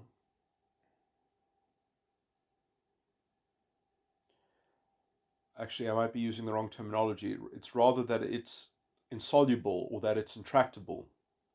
It probably is still computable, but it's not tractable. Something like that. I've forgotten my terminology slightly. Okay, back to the point. So there are these, let's say, sympathetic habitual themes which can correspond quite well to one another, that people kind of intuit, or let's say are imprinted by, when they algorithmically scan for society. Because in some sense the unconscious side of the mind is a very, very unsettling side of the mind, because in some sense your own personal understanding of your false ego, or at least of your own decision making process that led to the structure of your own development of your own personality, which maybe you've even forgotten about, because in some sense maybe you narrate it now, is that I didn't choose my own character development. I was just imprinted on by my environment or something like that. I just had a set of lived experiences, and when I go through my memories, that's how I know who I am, because I had those memories. I've even forgotten that I had an experience. I thought about my own experience. I decided to internalize it a certain way, and then I moved on from that.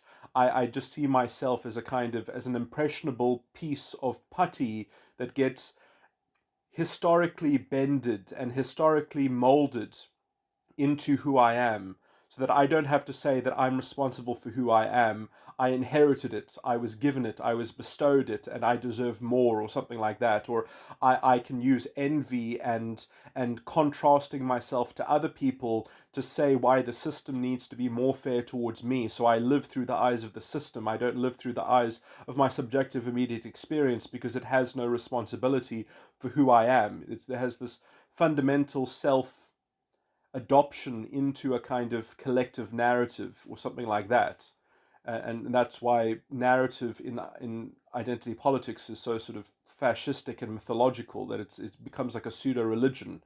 So there's no space for religion and morality, because it's all, in some sense, that's the room, or that's the space in which you kind of have these political counterclaims being made between categories and groups and identities.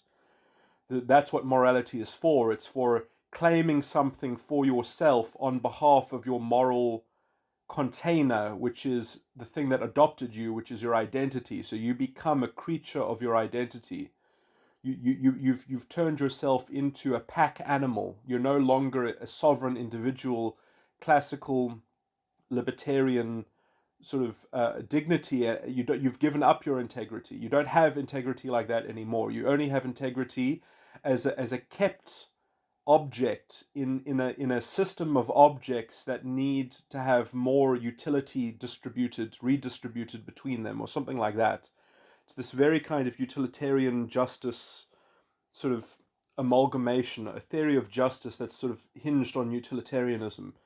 Anyway, and then with that utilitarianism, you can disguise all your covert envy gripes, that essentially you can pass yourself off. You can fraudulently reframe your envy as being jealousy that of something that was stolen from your identity. So I'm not envious, or if I am envious, it's justified because I'm envious about something that was stolen from my identity. So I'm actually not envious, I'm justifiably indignant.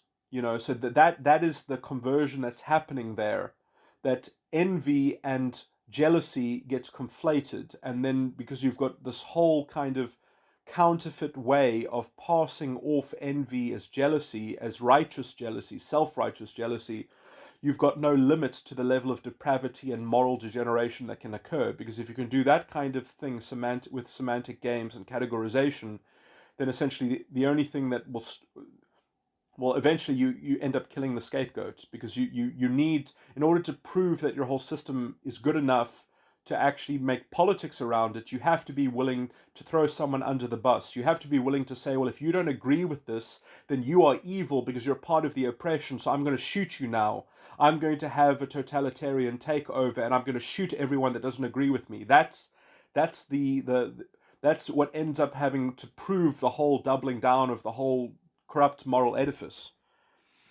So this is why it always leads into more legal positivism, more moral degeneration, more narrative, sort of tyranny and stuff like more Big Brother double speak and such.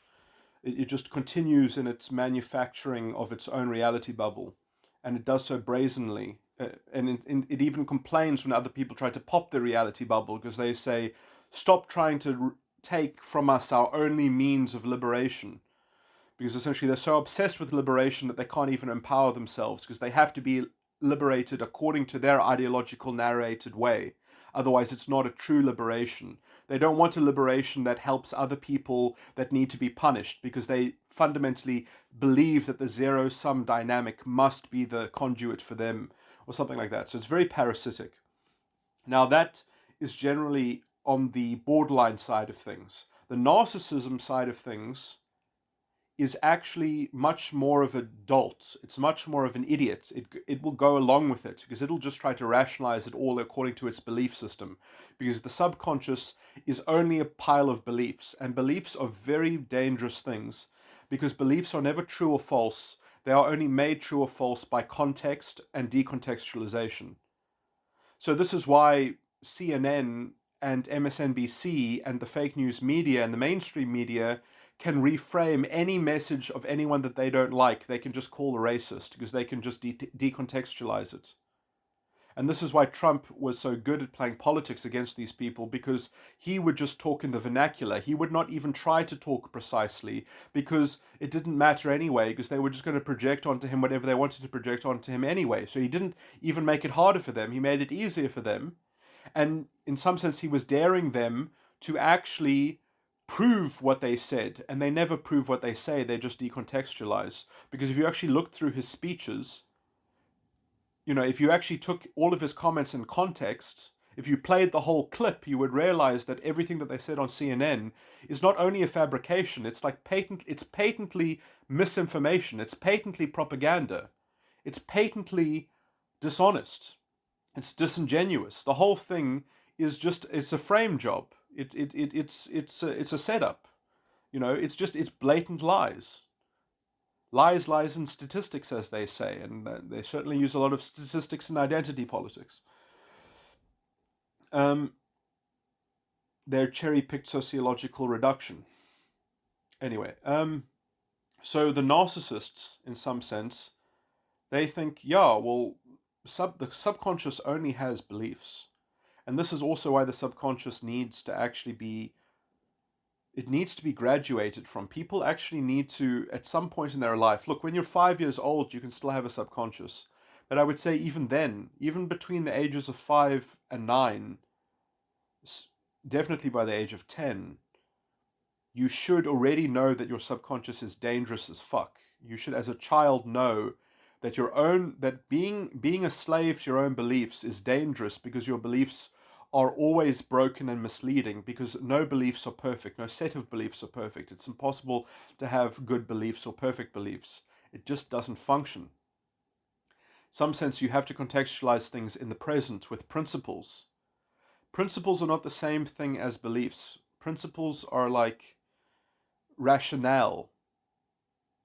They're kind of like meta beliefs in some sense, or meta rationale even. Even rationales themselves need parentage. They need you need to have rationales under a meta rationale.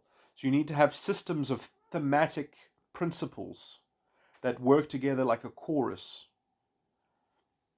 Anyway, and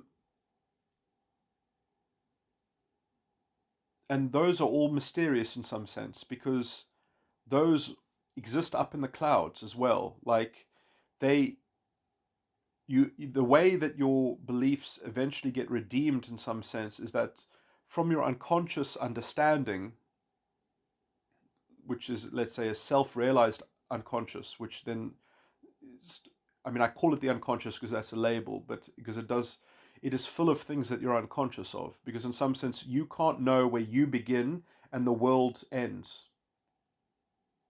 You don't know how much of what you are dealing with is because of other people or it's because of your own internal constitution. And that's the problem with the unconscious, is that you don't know how much of it is you and how much of it is somebody else.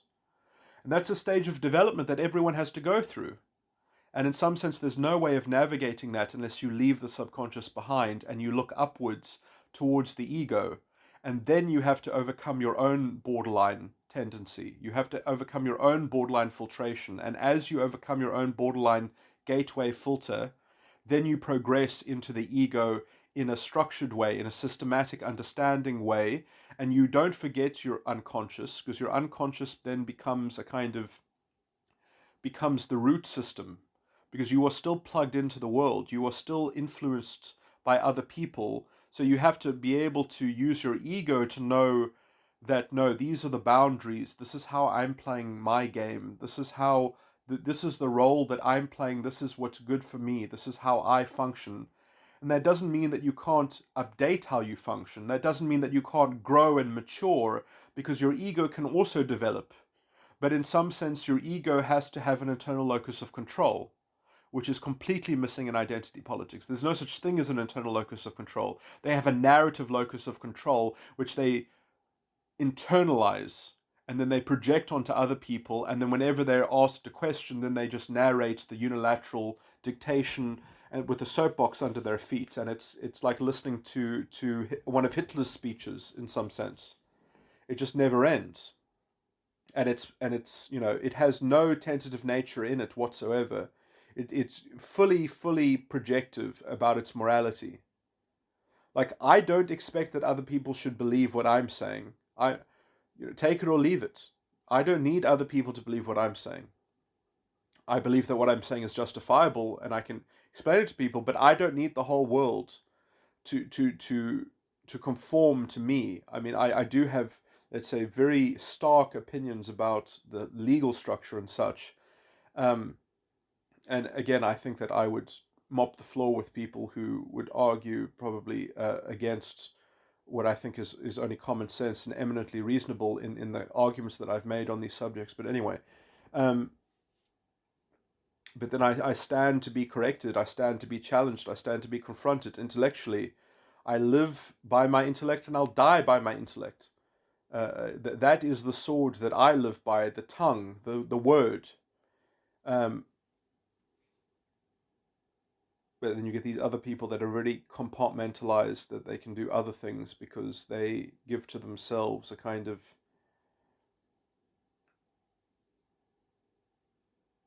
a self-interested, a kind of a gluttony in some sense. I mean, anyway. And in some sense, you can describe everyone as being greedy and narcissistic. That if they profess to believe anything, or to hold anything as an understanding. So I qualify that, like, I don't have set beliefs. I mean, I can describe, you can only when you communicate, you can only talk about beliefs. In some sense, that the medium of communication is in some sense parsing, parsing, parsing beliefs between one another. But in some sense, the understanding is between the lines. It's not in the written word. It's in the understanding of the wordings and the languagings and the meaning which is not the same thing as the language used, which is in some sense only in the eye of the beholder, in the discerning of the beholder. And in some sense, that you need to understand that there are different spirits, that there are different characters, there are different constitutions, there are different axiomatic values, and some people don't even wear their values on their sleeve because they keep them hidden in secret. I'm naked about my values. But other people, they want the space to disguise and keep private their own rotten hearts. And I mean, this is not to say that I am not without sin, or that I have not been without sin. I have been with sin, and I have worn it on my sleeve, as I've said. Because that, I think, is the only way to live in some sense. Anyway, so that I am not prone to error, I'm only prone to mistakes.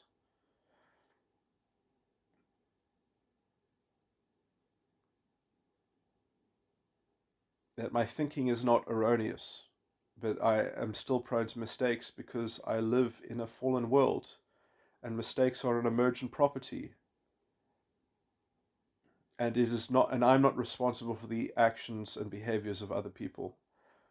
Uh, I believe my actions and behaviors are justifiable, and I will make that claim and defend that claim. And that is, and I might be wrong, but I can only find that out in the actual, anyway, in the actual litigation of that, or let's say in the pursuit of my own consistency, or whatever. But I don't believe consistency for consistency's sake is enough. You need intuition, you need faith. And in some sense, I do think that I have a good faith.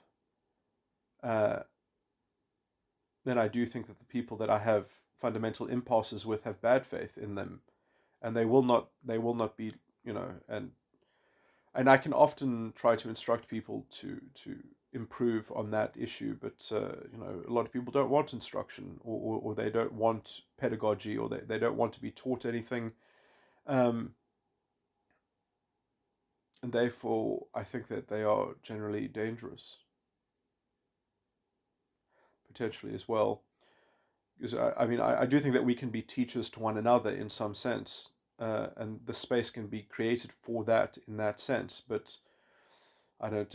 You can't really set it in any kind of symbolic marker or something like that, because then that becomes, I would say, the material for this paradox, for this borderline narcissism, sort of recurring infinity mirror kind of entrapment, being ensnared between these two things. Anyway, okay, so this is perhaps getting a bit esoteric, but the point of me getting into this very touchy issue, which is quite psychological, is the idea that some people don't have both sides of this toxic codependency between the narcissism gateway and the borderline gateway, and therefore some people see other people as being particularly attractive because they represent to them the piece of the puzzle that they're missing. And in some sense, the people that, so in some sense, you could say some people have a very profound borderline gateway filter, and some people have a very well developed borderline filter gateway. Maybe, and this can also look like a chimera. This can look different to different people. That in some sense, because you're open to projecting onto it, depending on your own inability to grapple with your own borderline filter, and also depending on the toxicity of your own narcissistic filter. But it might just so happen that in some sense you have a very toxic borderline gateway filter, and you have a very profane narcissistic gateway filter. And then because of your own internal imbalance, you are looking for somebody else to provide to you the counterbalance to your own toxic narcissism. Or in some sense, your narcissistic component is so weighty, is so expansive, that you would just like that burden to be shared by another person. So you're looking for somebody else who's willing to take your poison for you, who's willing to dilute the poison in you into them. And so you can kind of use them like a body snatcher. You can use them like a puppet. Now, in some sense, I think that this might be archetypally similar to what's going on with women that kind of chase down men and try to ensnare men or something like that. I mean, that's a bit too broad as well, because there's also another, but essentially I'm trying to give some understanding. I'm trying to describe how sexuality and sexual attraction can be centered around this very mechanism itself. And these basically would look at forms of codependency. This is how I think codependency happens. And in some sense also, people have become codependent on ideology and identity politics as well, which I've already described, has kind of been transposed from the depersonalization of male sexuality. So that's a theme that I'm trying to link up here. But just to kind of broaden the field as well, because what can also be happening is that, look, some people in some sense, some people, you see, I don't want to generalize, I don't want to, what I just said, I don't want that to be overgeneralized, because sometimes, let's say, women that pursue men, that might be healthy. I haven't got all my thinking correct on this matter, or in a line, all my ducks in a row on this matter. Sometimes it can be because of just metatype symmetry. Because in some sense, when I'm talking about the borderline gateway filter and the narcissism gateway filter, I'm talking about metagram circuitry. But metatype symmetry means that some types will admire other types. Now, the weird thing about metatype admiration is that usually it only happens one way, because one person's subconscious is literally the other person's unconscious. And then that first person's unconscious is the other person's ego. So you can almost see, you can see yourself reflected in a different side of the mind in the other person. And then they also will have their own idiosyncratic uniqueness, and they will also perhaps have their own different metagram circuitry.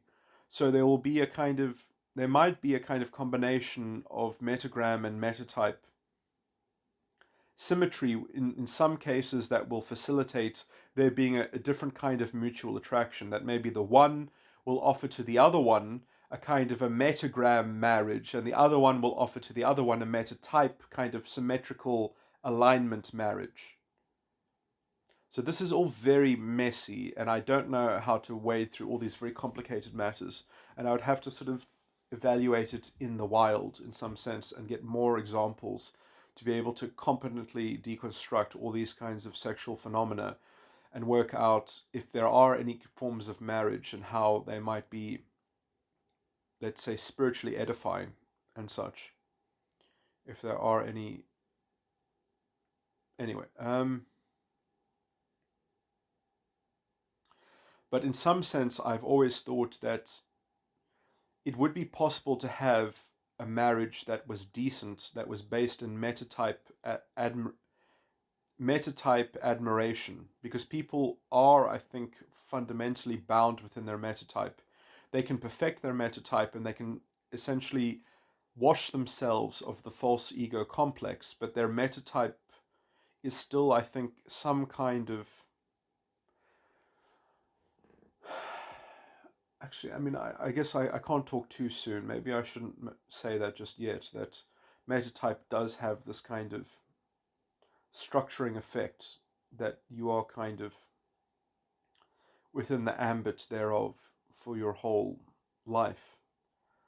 Not entirely sure about that just yet, because after discovering that the New Jerusalem is under the false prophet, and therefore that kind of fixes the false prophet, and that perhaps the super ego's child function gets repurposed as essentially as an expanded free theta, as an expanded apartment, or as an expansion of consciousness in the ego, that essentially your ego grows to include the child function, which then basically gives you, let's say, that would almost be like the halo above the head, would be that child function, which is in some sense then annexed by the ego and taken from the superego. And therefore, between the angelic halo of the ego and the New Jerusalem, which is implanted into the superego, the false prophet is functionally neutered. It comes to an end. It's put in the lake of fire. Sometimes the lake of fire might actually be the child function, as that tradition. The child function has is essentially, I link it in what James talks about when James talks about the 6 elements of the false ego complex. I link the child function to the lust. Anyway, so when the lust becomes a halo, perhaps that is when, and becomes annexed by the ego, that is simultaneously the light that shines up into the superego, and essentially that becomes like the ring of the lake of fire that is encircling the false prophet, bounding its influence over the subconscious so that the subconscious can be bled of its toxic contextual proclivity to try to bind everything into set beliefs, because beliefs themselves have no static objective value that can be placed on them or to them, or from them.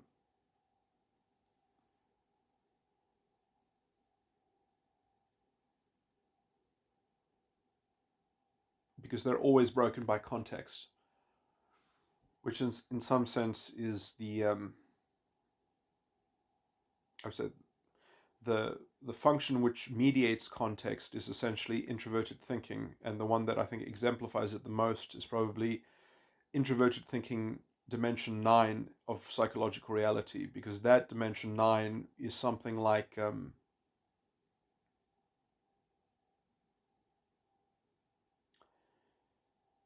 the frame of reference, which is kind of like always the dark soil, the organic secretion of life, that where life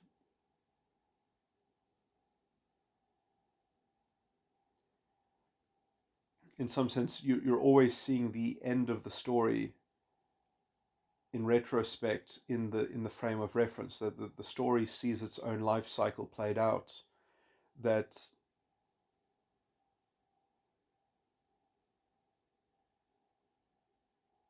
and that it marks that would be a good old age that is marked by wisdom in the subjective immediate use of that frame of reference. I mean, the problem defining wisdom is a very tough sort of thing. I think that the closest thing in the scripture when it talks about Proverbs is the dark sayings of the Lord, is something that is often overlooked, and also, sort of famously, what is it? The fear of God is the beginning of wisdom, but also what is often overlooked, which I'll use to contextualize, is that it says also in the scriptures that just to be worthy to be a disciple of Jesus Christ, not to be a disciple, but to be worthy to be a disciple, this is just a necessary condition, not a sufficient condition for discipleship, is that you are capable and willing to hate your mother and your father and your brother and your sister and even your own life, just to be worthy to be a disciple, is the kind of intellectual detachment and stoicism, in some sense, of being able to understand that, well, there's an intellectual frame of reference in there. There's an internal consistency to that, because you see, if you I think that only through via negativa, only through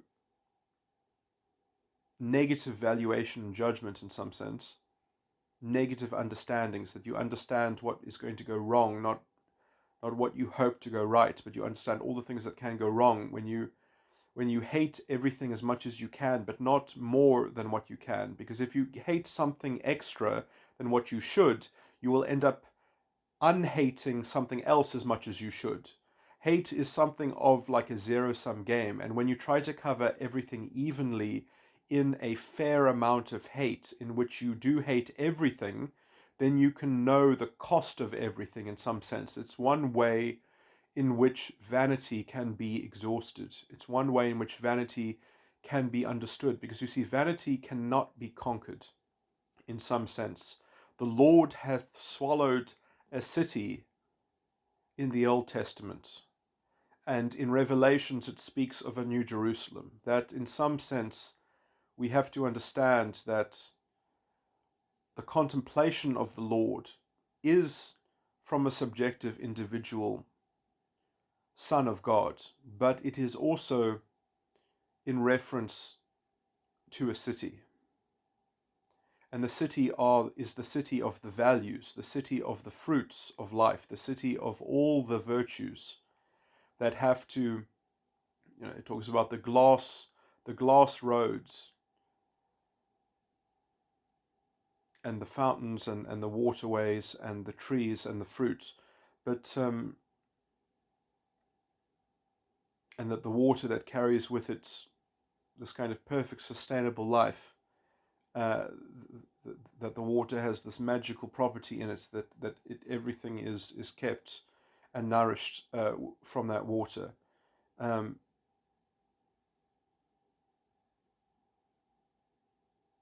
Everything is flourishing in such a city. And so you need to have, I mean, this is a way of essentially the conclusion of what Zechariah, uh, did I say his name right? I think I said his name wrong. Ezekiel, no, who was it?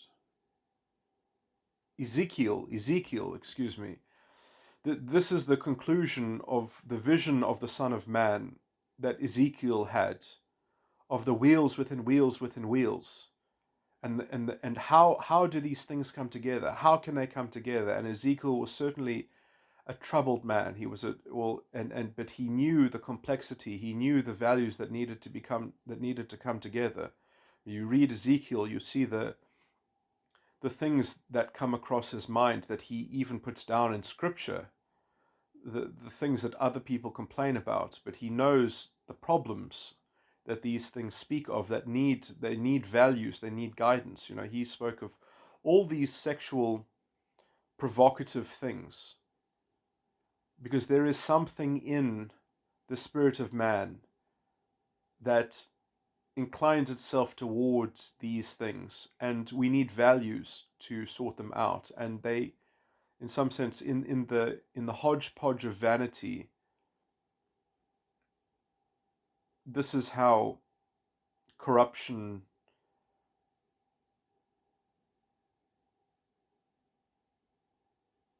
gets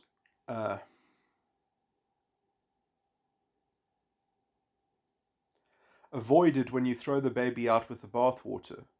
That there is a deep mystery here that needs to be resolved. There is a deep incongruency here that needs to be resolved with understanding, with values, uh, with the Spirit of the Lord, the Spirit of knowledge and understanding.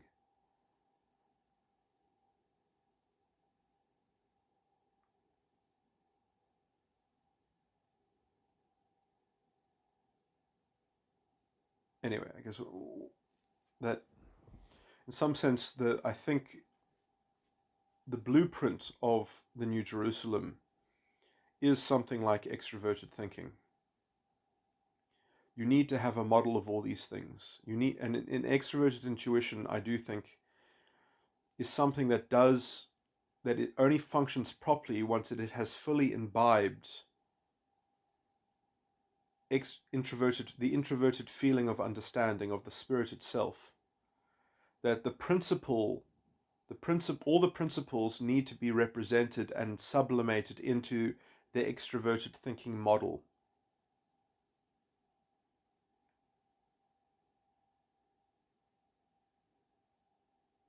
Anyway, this is going to get more and more complicated if I babble on and talk about the Holy Ghost and things like that, because this does all hinge around the fundamental problem of the Holy Ghost. But anyway,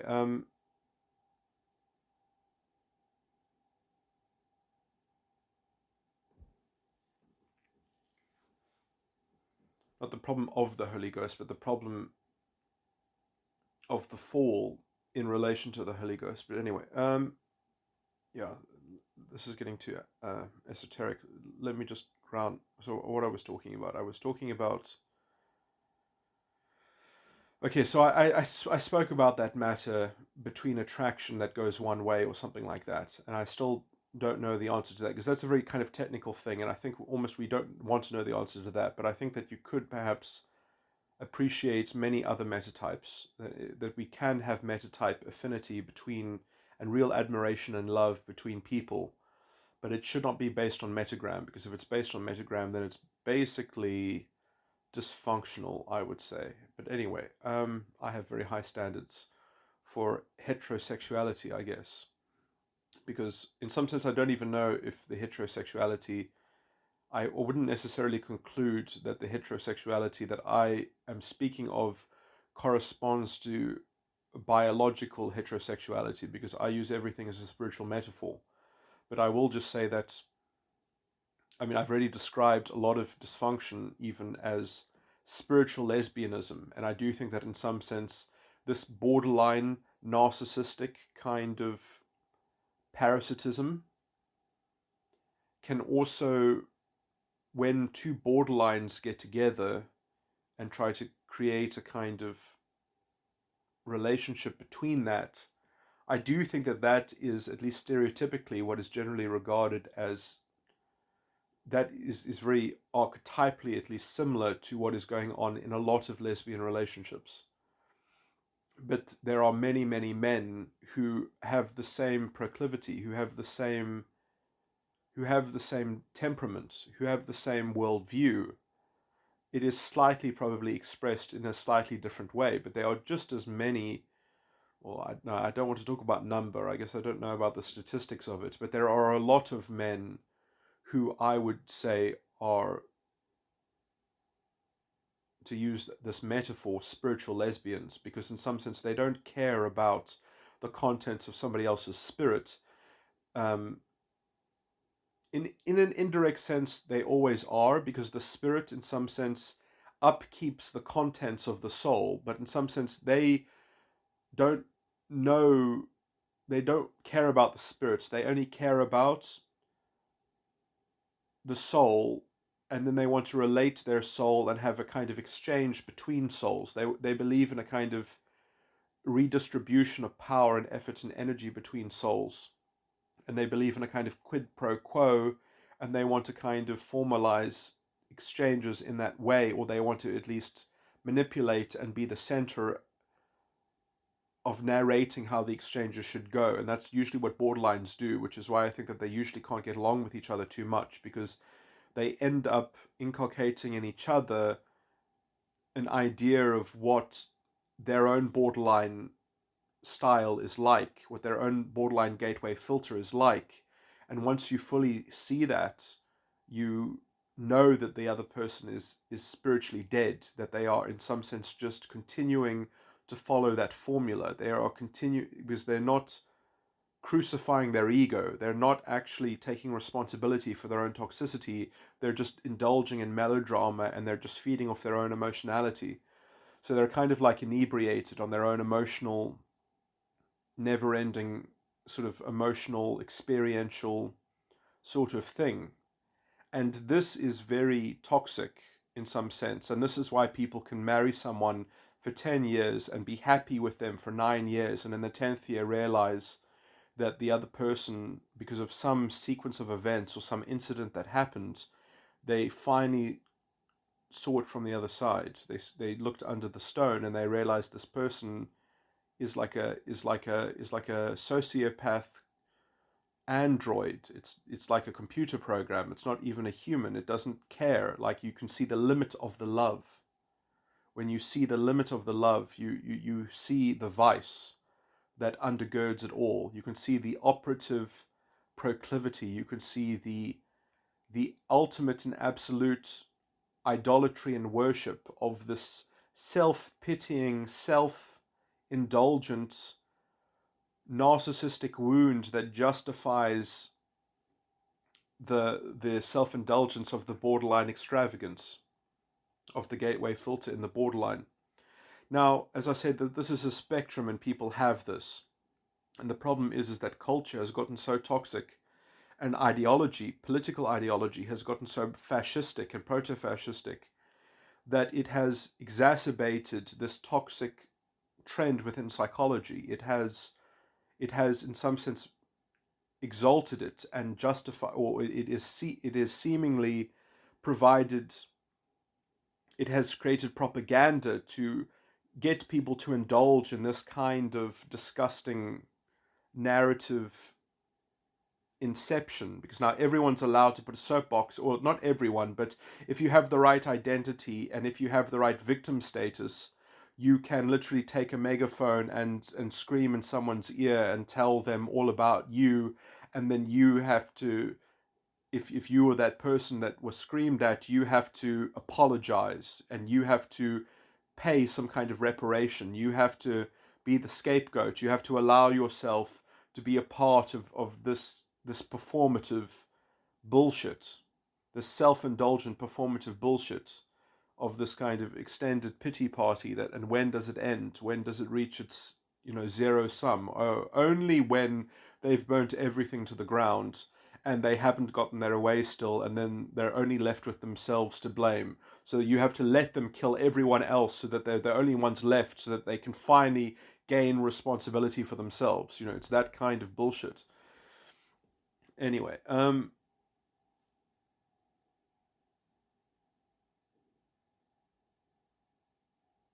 let me move on, perhaps. So there's that. What else?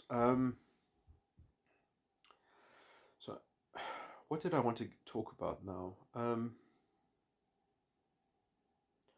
So I wanted to get back to talk about.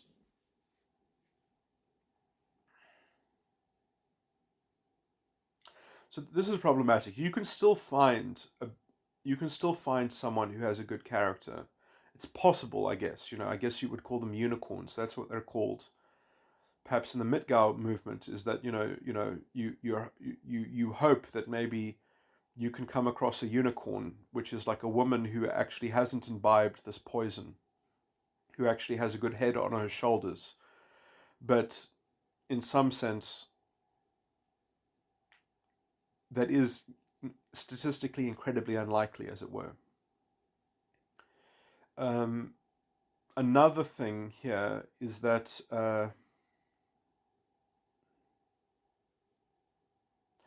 I think you could still use this as an opportunity, perhaps, this whole cultural toxicity, because you could, in some sense, I mean, and I want to tentatively encourage people to do this, but obviously you have to be responsible for your own behavior, so don't blame me if this blows up in your face, but this is my set of suggestions. You learn how to cold look at people. And what I mean by that is that you learn how to look at people without quizzing them, without being a quisling, without looking quizzically at them. You learn to just look at people. And in some sense, what I encourage you to ask when you're looking at women in this way is or the opposite sex, if you're interested in the opposite sex, is that you almost are asking yourself the question in a metaphorical sense under your breath. What are the creatures, and I don't mean that in a diminutive sense, and like what are my fellow humans, what are they signaling? What are they communicating through their? And I would encourage you to look people in the eye, even perhaps, but in a cold look sort of way. When I say cold, I just mean cold in the sense of not as in diminutive, but just in terms of like intellectually answer these questions, intellectually ask and answer these questions. Not You're not asking them socially. You're asking them just to have categories in your head, just to absorb what's going on around you in some sense. Allow yourself to have a look at what your fellow humans are getting up to and what they seem to be signaling to one another. Uh, in terms of at least how they present themselves or how they carry themselves or something like that. Not because you're interested in the particular person, just because you're interested in the variety of what seems to be the current zeitgeist or something like that. This is perhaps much easier to do now that everyone is wearing a mask, because then it's much easier to look someone in the eye and then work out what's going on in some sense, because you can't read the more subtle facial expressions which do center around the mouth, um, or at least around the cheeks and around the shape of, because for example, obviously when you move your eyebrows in connection with your cheeks, you get a lot of mirror neuron expression interpretation or whatever. Um, but my point here is just to start opening yourself up to even not getting involved with people that really is probably very tricky to be entangled with. Not asking, in some sense, maybe for some people it's too risky to look at, in some context, to look at people, because that could be misinterpreted badly. You might get thrown out of your gym maybe, or something like that. I don't know. So obviously use your own sort of common sense. And some people are so monstrous that they cannot even allow you to glance at them without them extracting their pound of flesh. In some sense, there are some, to use the analogy of creatures and animals. You know, elephants can be very peaceful, but you don't want to try to be friends with a bull elephant during mating season, because if you just look at it the wrong way, it's going to, it's so hormonal, it's so frustrated, sexually frustrated. It's just looking for someone to punish. It's just looking for someone to expend its stress through. It's looking for a prop in some sense. So, like there are, you can even be friends with animals and creatures and things like that, but there are some contexts and there are some things where you have to really, it's not worth the trouble, essentially. So I would say be mindful of that sort of thing, but just open up your radar, I would say, to see what is humanity got on offer, what's happening in my culture, what's happening in my society. Because I mean, in some sense, that if you're not even looking at other people, there's a fundamental disconnect from society or community or from humanity even. Uh, anyway, moving on from that, I think that if you want to go out and clubbing and things like that, and I'm really a bad person to talk about this because I'm not into any of this sort of stuff. I can't afford it anyway. But even if I could afford it, I think I would probably find other ways to spend my money. Um, but if you do go out stagging or whatever you're looking, or for someone maybe to get to know, perhaps I have some suggestions on this as well. And I mean, you really have to take everything I say with a pinch of salt and perhaps personalize it. But my advice would be, maybe don't be too afraid of feminism if you're intellectual enough to sit through my lectures on this. Maybe you could understand that feminism is like a wrapper.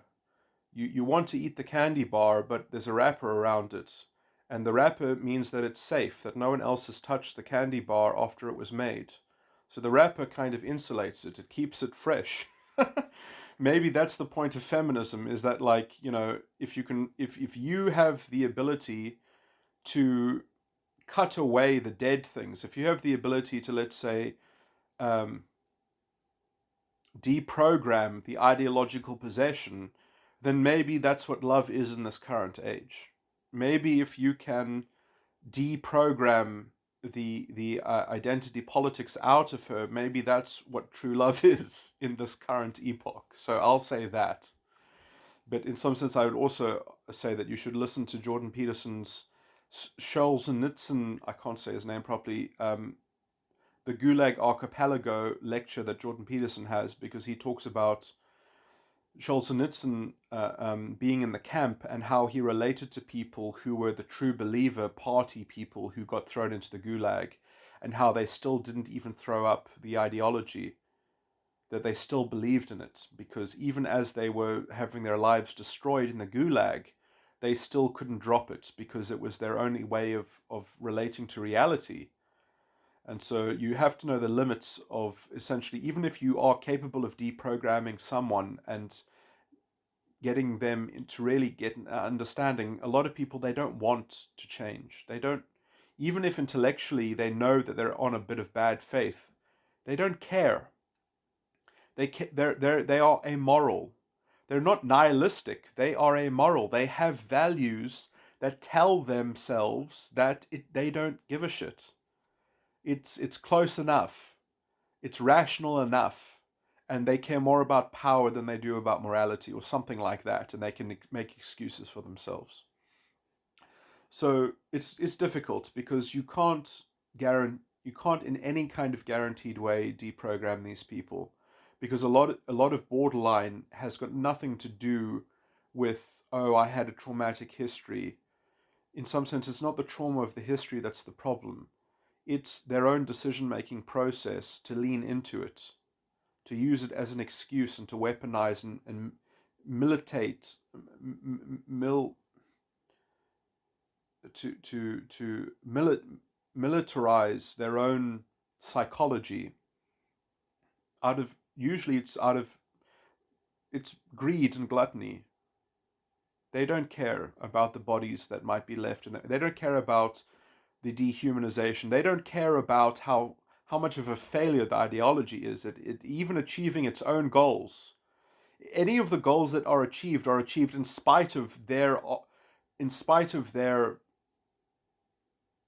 gumming up and destroying the whole institutional integrity of the system. It's pathetic. I mean, they really are like a millstone around society. But anyway, so I mean, you can see the disdain that I have for these very sexist and disgusting people that can't even open their eyes to reality. Anyway, because they're so enamored with their own self-indulgent self-catering, and then they want you to be a slave to that self-catering, and if you're not willing, then they'll think, oh, well, then I deserve someone better than you anyway. So that's the problem, is that at any point you don't feed them their parasitic self-esteem boost, their undeserved self-esteem, because they want self-esteem for checking the right boxes and superficially virtue signaling. It's so disgusting that morality has taken this form of this kind of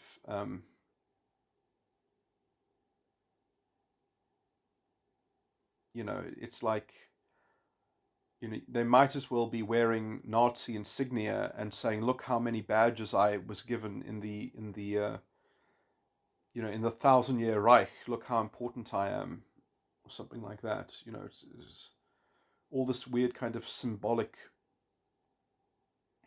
self-indulgence. Anyway, I'll just say all the metaphors that I refer to in the religious stuff that I use, that has functional significance. It's functional.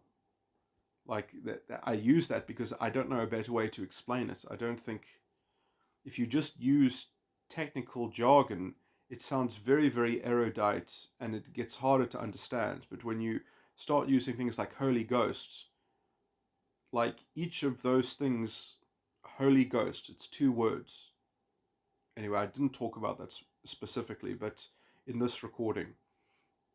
But it is actually a perfect archetype or metaphor for extroverted intuition, or at least for the extroverted intuition that corresponds to the 11th dimension of psychological reality, or the 11th cognitive function in the hierarchy of cognitive functions, which is my deep theory of mind, my model of psychology. Anyway,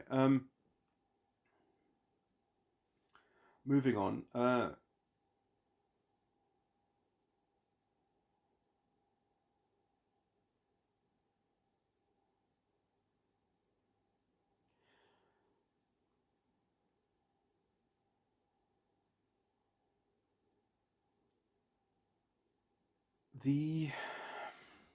So what was I just talking about? I was talking about symbolism to do with female,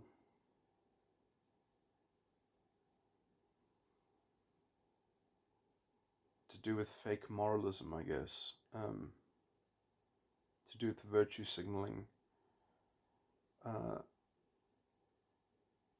how did I get onto that? I was talking about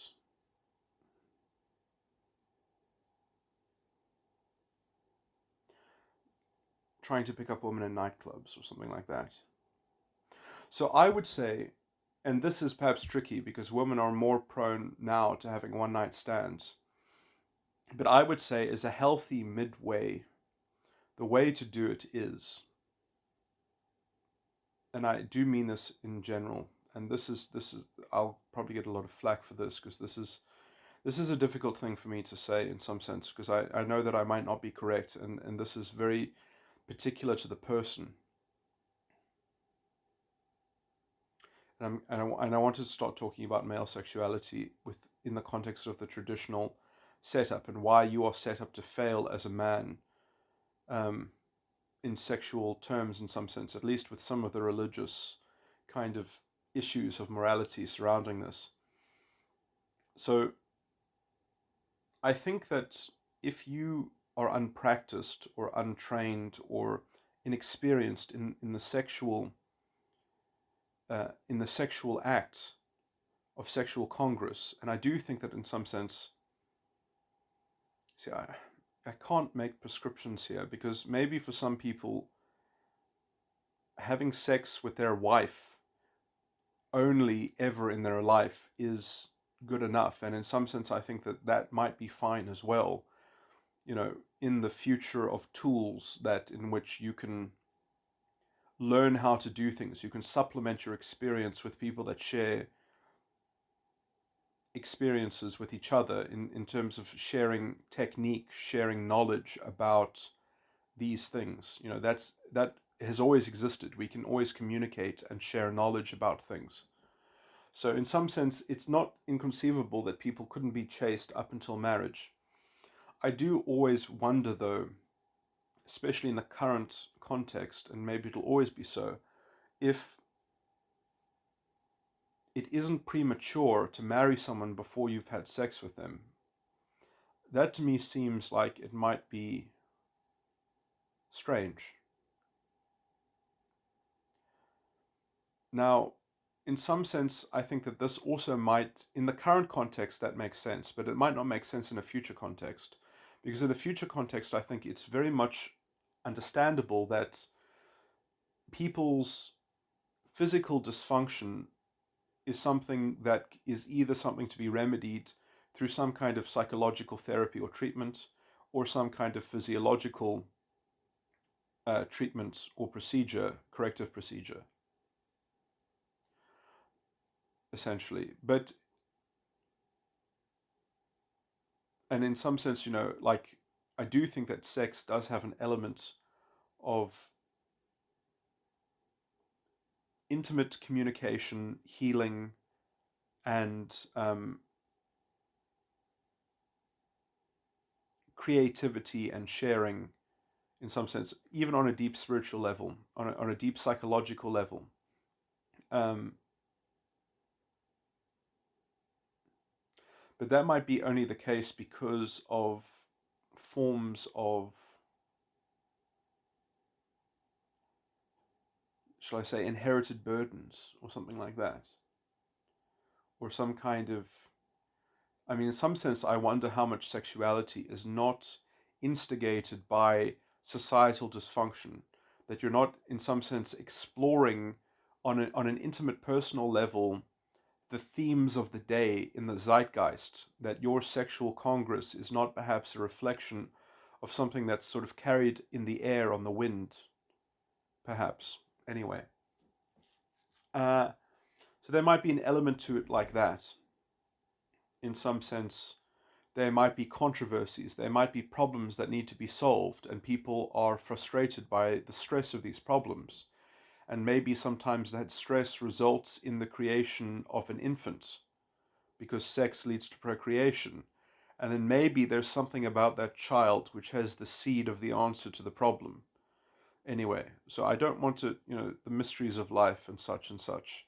It, there are some things that are by nature mysterious, and this is somewhat held within the content of the Holy Ghost, is that we do not know the objective knowledge and truth of things. There is no such thing as access to objective truth and knowledge of all things. We have a subjective, immediate, experiential, percipient.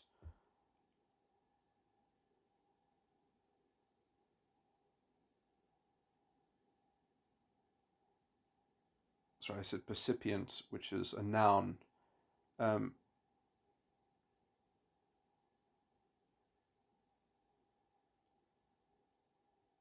I'm just trying to think of what the adjective of percipient is. Or let me just phrase it this way. We are a percipient of the Holy Ghost instead of objective knowledge, instead of the knowledge of good and evil. So we cannot, the knowledge of good and evil is forbidden.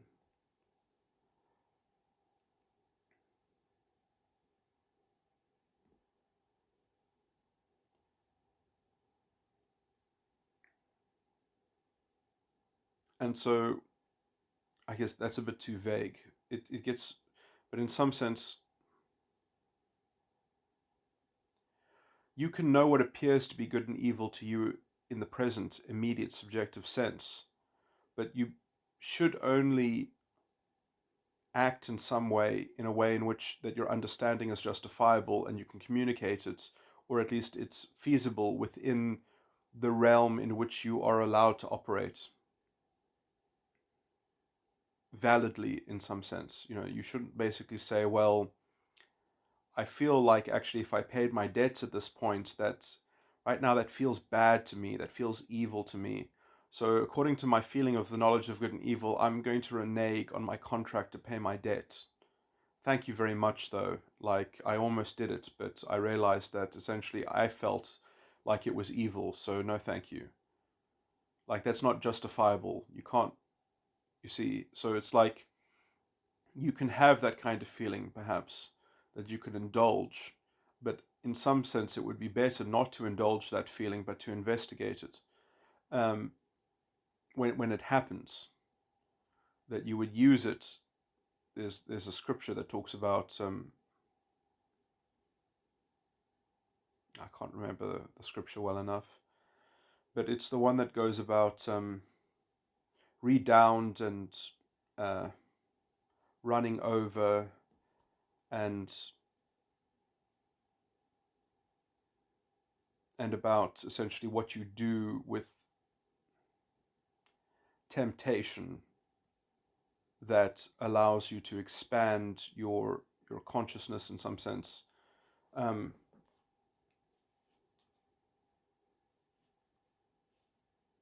Maybe I'm conflating or combining two scriptures, but I think that those scriptures are very adjacent to one another or very closely connected in the text, I believe. Never say that God has tried you or tempted you. Um, and then it goes from that temptation to the point of getting to a higher understanding, a better understanding, and then it says the dynamic of the spirit, and it gives almost a good description of how when your spirit is quickened, how you are freed in that sense, and it gives this wonderful poetry of talking about the spirits and the fruit of the spirit, maybe, or something like that, and it says redound and running over.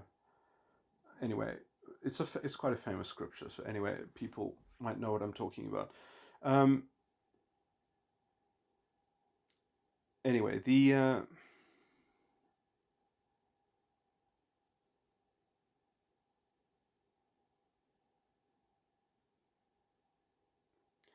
so what's my point? Is that so what am I counseling people to do, perhaps, or at least to be open to considering, is what was I talking about? I was talking about feminist rappers, and then I was talking about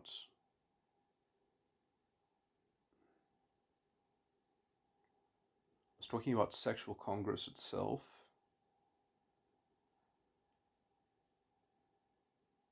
Now, I just want to caution people that essentially, I think the greatest source of immorality, in some sense, is the miscare, the mistaken care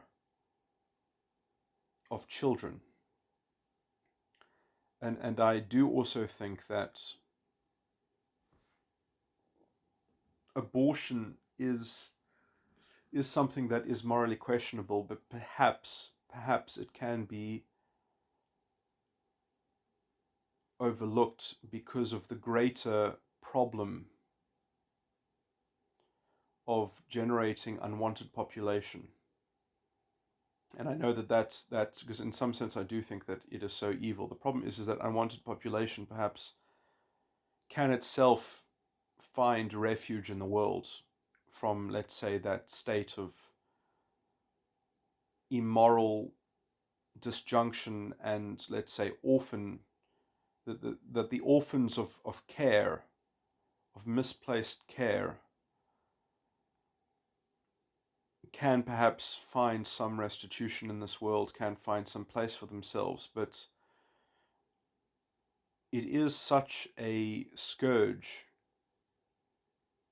that, you can almost, from a utilitarian perspective, and I stand as a hypocrite because I do believe utilitarianism is an evil morality, um, that you can say, well, just from a utilitarian perspective, just to stop the cycle of violence, that perhaps we should permit abortion just so that we do not have an increase in unwanted population and a doubling down of all of our social ills in some sense, just so that the cycle of violence and misfortune can perhaps be slowed and laid to rest. And I do think that in some sense that is also a kind of a suboptimal thing. And there's also a question of, should the states even permit it, though? Because this might be, so I might even clearly say, well, morally, I believe that there should not be abortion, but that legally, I do not see a secular justification for preventing it before the time to which the embryo could be said to be artificially viable, at least. Because at that point, you could say that the state already needs to safeguard the chance of a viable, deliverable legal subject. That even though technically the unborn child is not a legal subject, it has the potential to grow to be a legal subject if it were just cared for, perhaps in what could be medical environments, that in some sense, instead of an abortion, you could essentially transplant the embryo into a medical environment that would safeguard the life of the child, which then would be in line to become an orphan and hopefully adopted by a loving family. So all these things are interesting things that are potentially possible in the future as well. So we should not just completely close our imaginations to these very viable possibilities. So we have that in some sense we could say you have the right to preemptively orphan your unborn child, but you don't have the right to dispose of it. Because it's not an it, it's potentially a legal subject if it grows into full viable biological independence, although obviously small children still need to be tended to by some kind of at least surrogate mother, you would probably say, or some, anyway. So these are complicated moral problems. Anyway,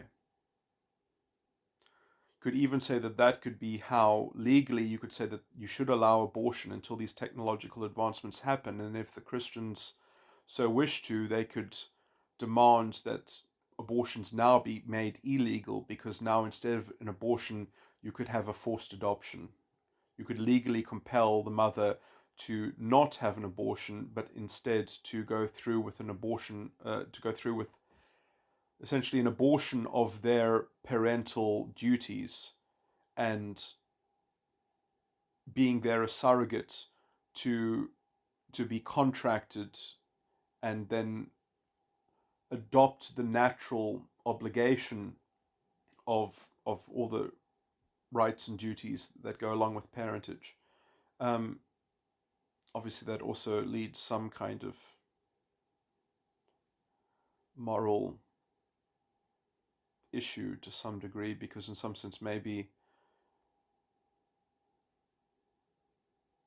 if the parent, if the natural parent actually believes that in some sense the abortion would be kinder than the adoption process because of some belief that she holds, some moral belief that she holds against, that in some sense that you could end up with the contestation of the argument that the quality of life is more important than the case of there being a life or not, or there being a terminated life. And in some sense, you could also say, well, all of this is hypothetical. Why don't we just rear the child until it's old enough that it can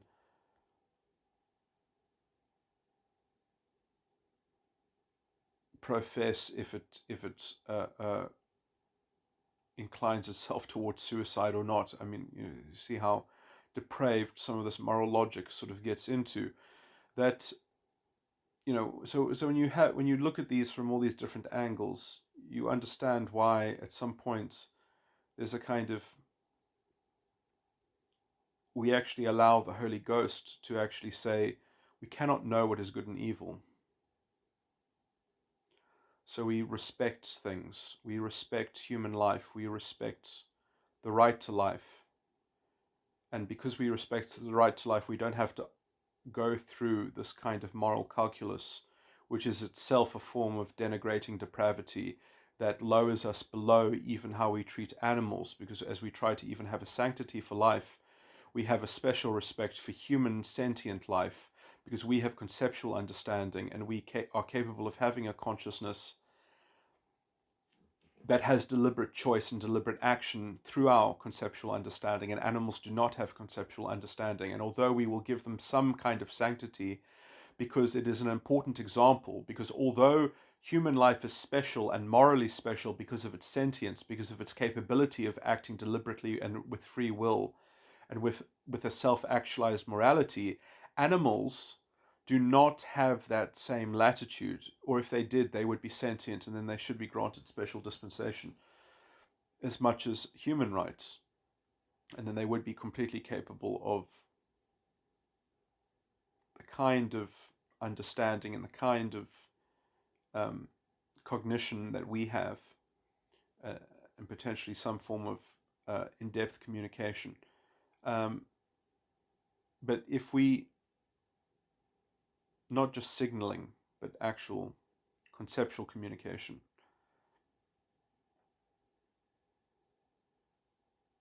The point here is, though,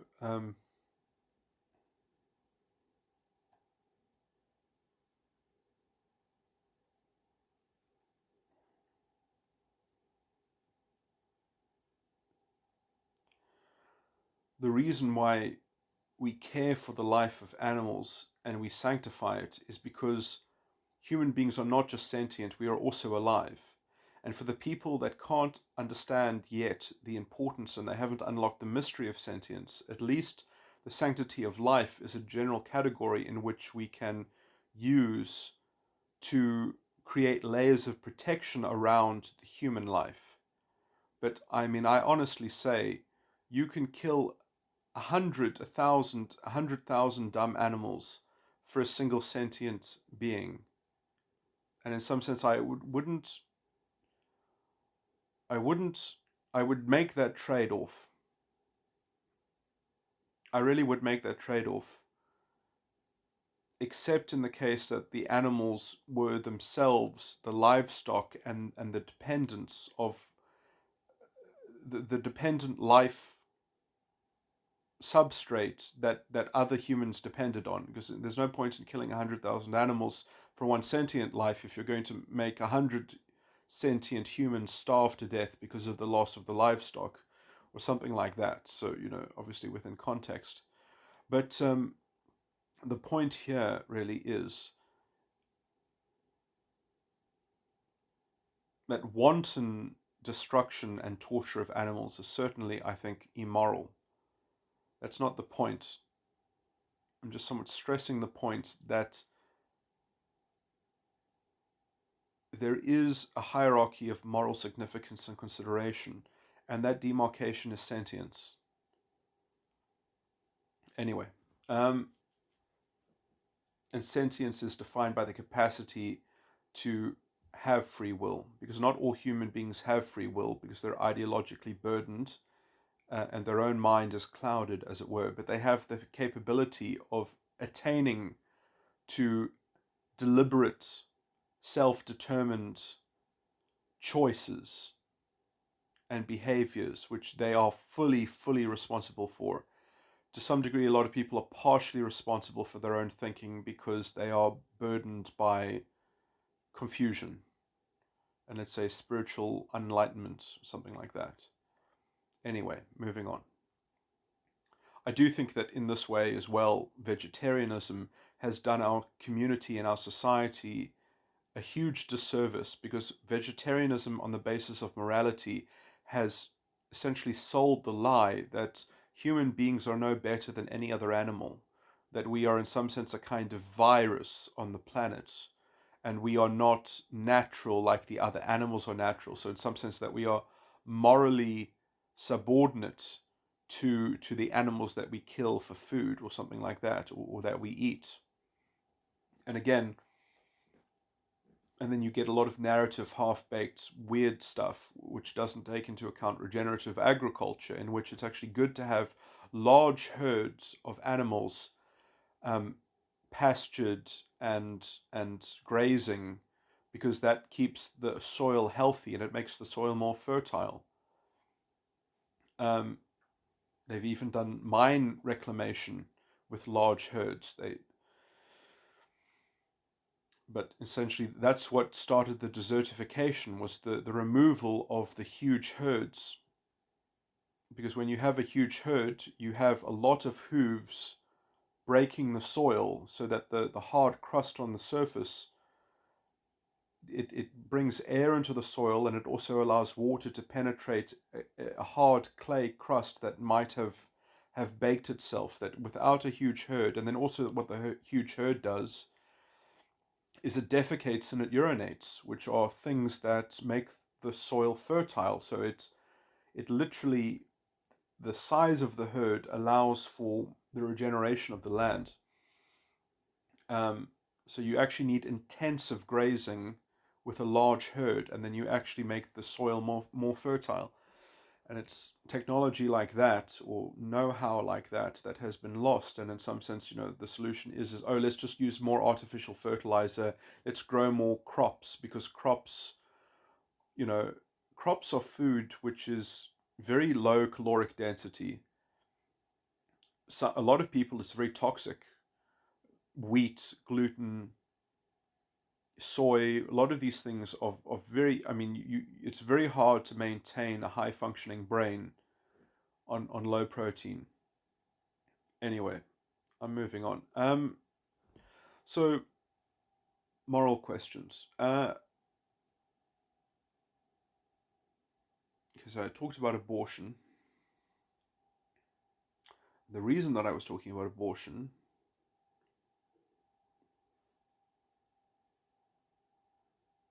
what was the reason I was talking about abortion?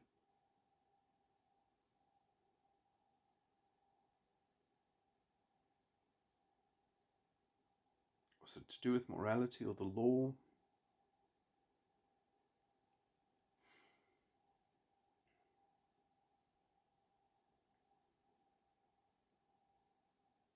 I was vaguely on the theme of talking about a culture of life, and that's where I went through all those rabbit holes. But the culture of life,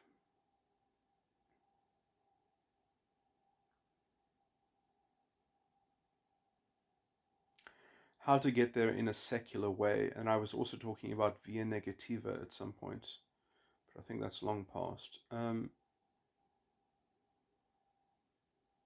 I was kind of discussing cognitive functions to some degree, and some philosophy around that. Okay, well, anyway, let me go back to the prime sort of thing that I was talking about, which was that if you're in a club and you're looking at a woman or something like that, or how to orientate yourself towards women. So I think a good stepping stone, and I know that encouraging people to do this is perhaps problematic, but a good stepping stone is to not aim to have a girlfriend even. I think the cultural conventional label of girlfriend and boyfriend is too toxic under this current zeitgeist. It's too toxic under all the sexual politics. I would want to dispose myself of any kind of label like that carries with it a social pressure and a social convention behind it, which will have so many ways in which feminists will be able to cast their witchcraft and project their narrative through. So I would try to create a category of something which is completely novel, which is completely bespoke, which is completely individualistically negotiated.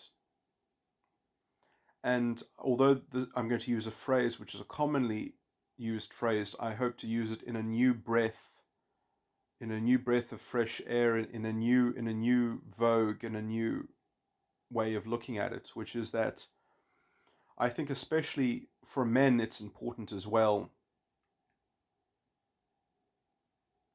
that you gain some kind of sexual confidence. And it's very hard to you can't just have sexual confidence. If you just have sexual confidence, you will probably just be a very mediocre lover. You will be a very mediocre physical half-wit or something like that, because sex is like any other activity. It's almost like a sporting activity. It's a combination of a lot of things. I mean, I have a way of I have a sex talk which I'm trying to give here, which is that, you know, a lot of the mystique around sex and a lot of, look, there is an art to it, and there are ways in which you can learn about it in a very grounded way, in a way that you know that you're bad at it and that you're learning about it as you're doing it, and as you're doing it more perhaps with someone who you trust, hopefully, who's someone that it isn't just a one night stand. One night stands are notoriously bad. You know, people that have one night stands, and I know this somewhat statistically, but people that have one night stands are broken people, and they don't know how to have sex. They have awful sex. So I would really recommend avoiding one night stands and avoiding having sex with strangers. What you want is, as a man, you want a woman who you can respect enough that you could actually think of them as a friend of yours, that you would actually be capable of actually liking them as a friend and considering them as a real friend. And that within perhaps the context of having a shared friendship, and maybe she's just helping you out, or you're both learning about sex or something like that, that you're having sex with each other, and I hope that it's safe sex in some sense, uh, uh, some form of ethical form of contraception, perhaps. Now, the reason why this is more important for men than it is for women, although perhaps it's important for both, like, and I know that this is somewhat tricky because you can develop a deep connection with someone through sex. And then, you know, there's this whole theory that I've heard in some Christian churches of soul ties. And I do think that there's something to that. And you don't like having baggage, and you don't like having a lot of extraneous baggage. You don't want to have extra drama in your life that you don't need. But I do think that formative experiences are important. And I do think experience of sex and confidence within sex, especially for men, is especially important, because it is actually a lot harder for men to perform than it is for a woman to perform. Not that, I mean, some women, there's a lot to say about this topic, but essentially, it actually requires, let's say, technique and, let's say, even mental proficiency and a developed. I do think that something like the tantric sex mastery, you know, these people that can have sex for hours and not ejaculate, and then they actually have sex without ejaculating. That is something of, I think, the ideal to kind of go for, because then the purpose of you engaging in the sexual congress is just being present with another human being and exchanging an experience. And in some sense, this is where my influence might be a bit too specific, because I have a particular false ego complex. I have a particular metatype. Other people with different metatypes might have a different natural sexuality.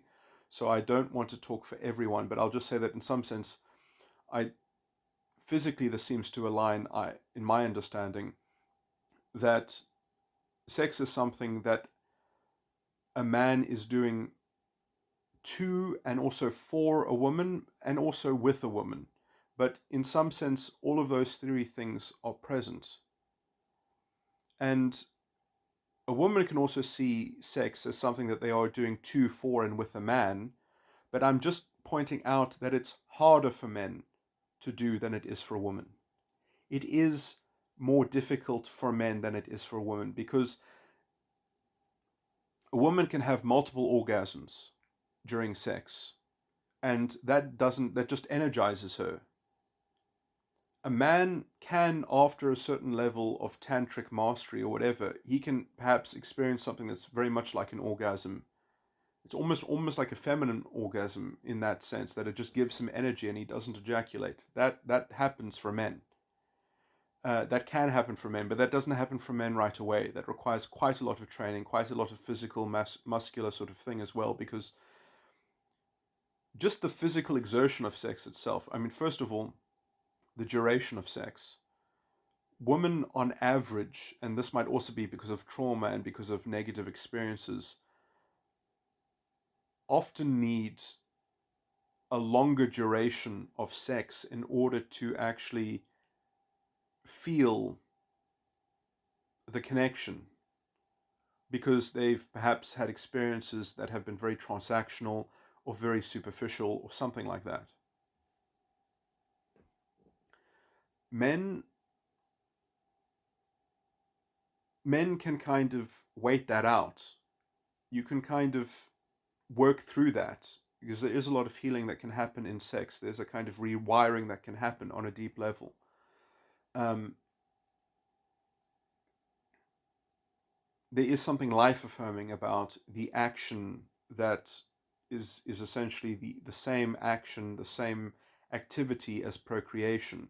It is somewhat symbolic of, the kind of the full circle circuit or something like that. So there is a kind of, there's a ceremony, perhaps there's a, implicitly or tacitly or something like that, it is some sense a celebration of life, which is in some sense also then very scary to share that with someone who doesn't share your values, who's someone who you do not respect, someone who you do not trust. Very, very dangerous.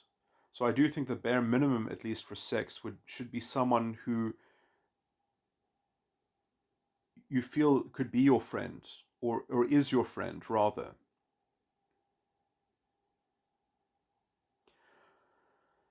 I'm talking a lot all over the place, and I don't know, because I still need to say more about heading what I'm talking about, and I also need to say more about the actual content of it. But so essentially, for men to learn stamina in sex, it's a combination of physical control and psychological control. You need to have the physical control, or at least some of the functioning of the physical control, before you can even start to train the psychological control. Because if you exhaust yourself, if your fitness level is low and you are feeling very low energy, your body is going to want to do its biological evolutionary imperative of inseminating the woman and going to be a narcissist. So, like the little death, as the French call it, of the male ejaculation, of the male um, orgasm, is called the little death in French, is something of the narcissistic bookend of a new cycle. And it's not nice. It's not comfortable. I mean, when you maybe if you discover masturbation as a boy, it's interesting, it's fun the first few times, and it very clearly, at least over the long haul, at least after you have realized that variations of pornography and variations of titillation are just more themes that eventually aggregate and summarize into essentially self-abuse. You are abusing your own source of energy. You're abusing your own the twinkle in your eye, the glimmer of hope in your teleological outlook and orientation in life. And in some sense, sex is a culmination of a lot of these things. I mean, it is true that in some sense, sex is a very potent confidence booster to men. Especially, you have to realize that when adolescent boys are going through puberty, even in their young 20s, they have a lot of excess testosterone. I mean, they're also growing from that testosterone, and they're becoming sexually mature adults as well. Their muscles are being set up from that testosterone, and they're slightly misshapen. They're because growth is always it doesn't happen in a uniform way and such. Um, so you have all of these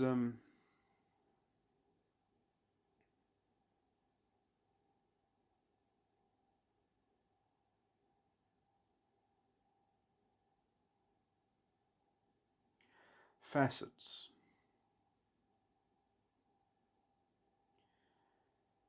And I mean, a lot of this I think can be ameliorated somewhat with the idea that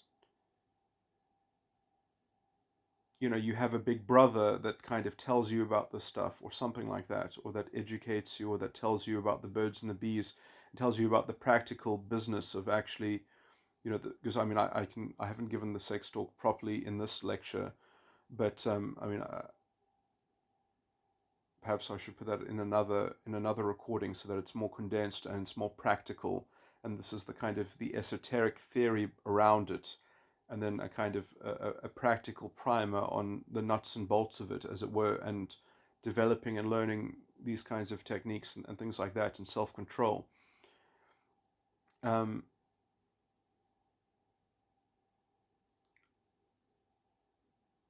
but just returning to the topic of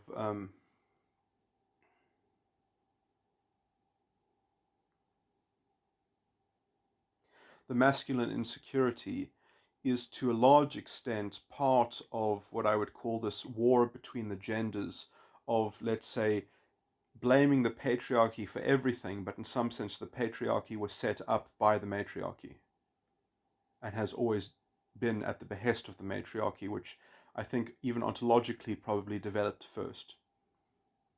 So,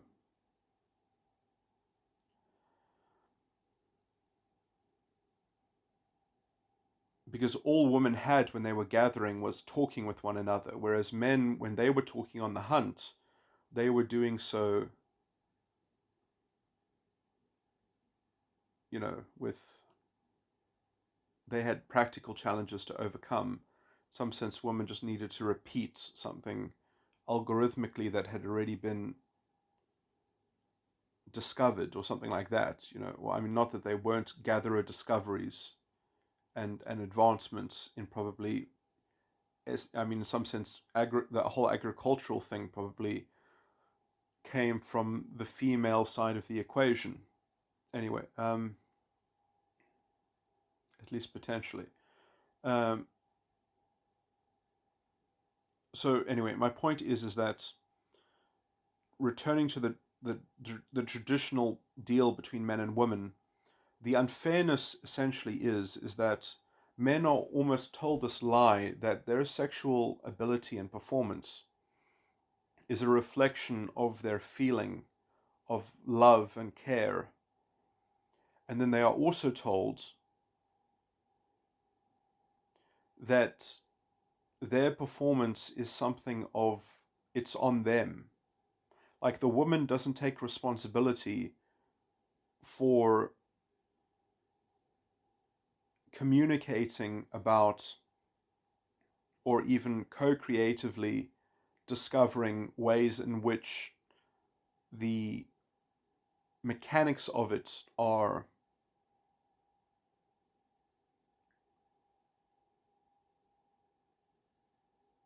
optimized for uh, the performance of the man, which is the harder performance. I mean, that's not to say that women can't do things. That that I mean, obviously, the presence and also the participation of the woman is a prerequisite to even having sex. But the point is that the actual, let's say, motion. And I mean, okay, well, anyway, I don't want to get into gruesome details in some sense, but like the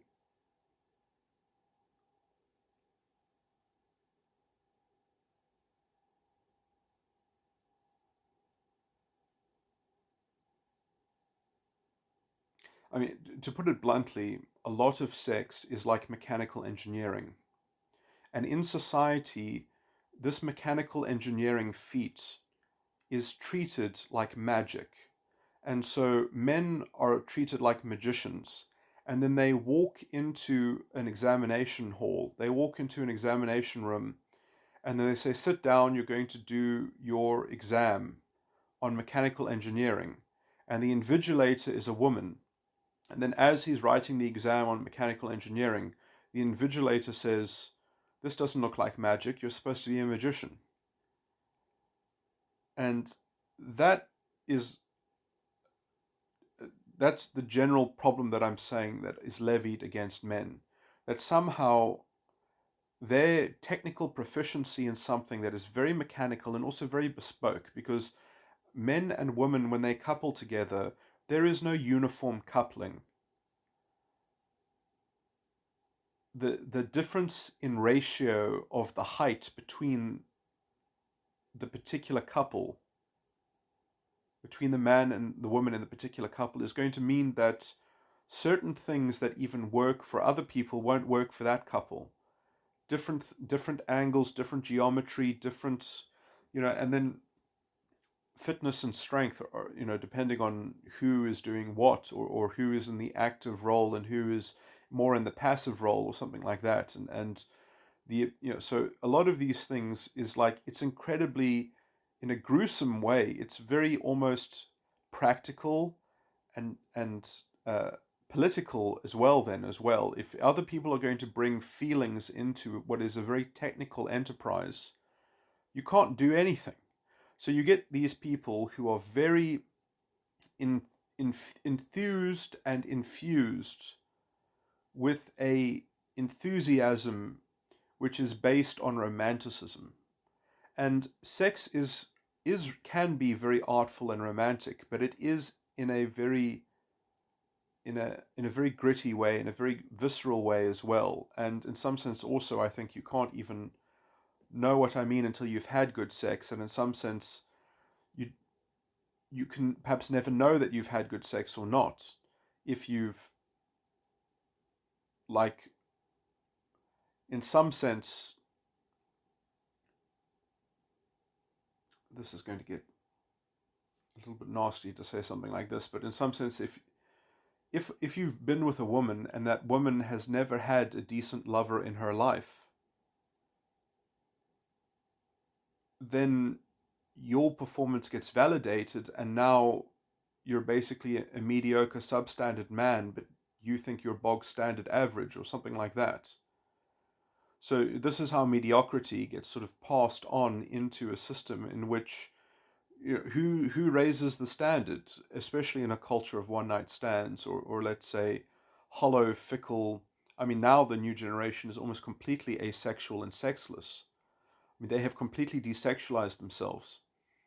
They are, they're waiting to be adopted by some kind of fascistic entourage of narrative or something like that, to kind of ameliorate all the missing holes in their own intimacy and in their own identity, which is not even capable of connecting with another human being. It's very, very sad.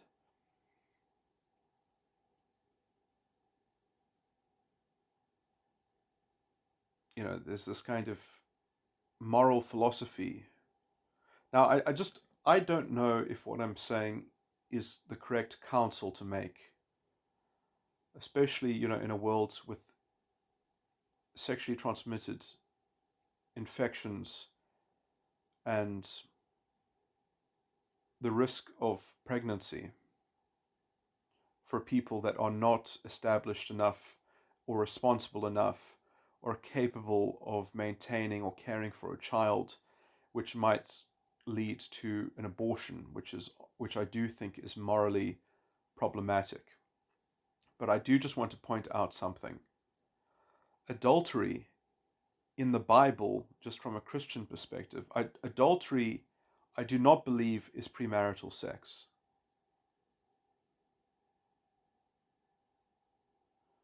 I stand to be corrected, but I do not believe that the definition of adultery is premarital sex. Now, I know that fornication is spoken of as, let's say, a sin, and it is part of, let's say, the works of the flesh. And I have also in an earlier recording said that it's possible to help the flesh. And in some sense, let me qualify that the flesh itself is not even your body. The flesh is a form of thinking. The flesh is how you think in your mind. The fleshly thoughts, that is the flesh in your thinking, the expectations of your thinking. And how you help the flesh is that you help it to be crucified. You help it to be crucified. Now, it is very important that people know how to use condoms, I think, properly, because I do think that condoms are generally speaking, they do solve most problems. Um, anyway, there's a lot of sort of sexual advice that I would, if I was more responsible, maybe I'd add onto this. But I am expecting of people of a certain, at least people that listen to all of these recordings, they are probably at a certain level that they can handle some responsibility of investigation of the risks and such, and they're capable of taking their lives into their own hands to some degree. And I am counseling that you find someone who actually is someone who you think you can trust, who is your friend, uh, who perhaps will tell you about their sexual history before you just kind of jump in, and perhaps you'll both get checked out. Perhaps you'll both get an STI test before just jumping in. But I do think that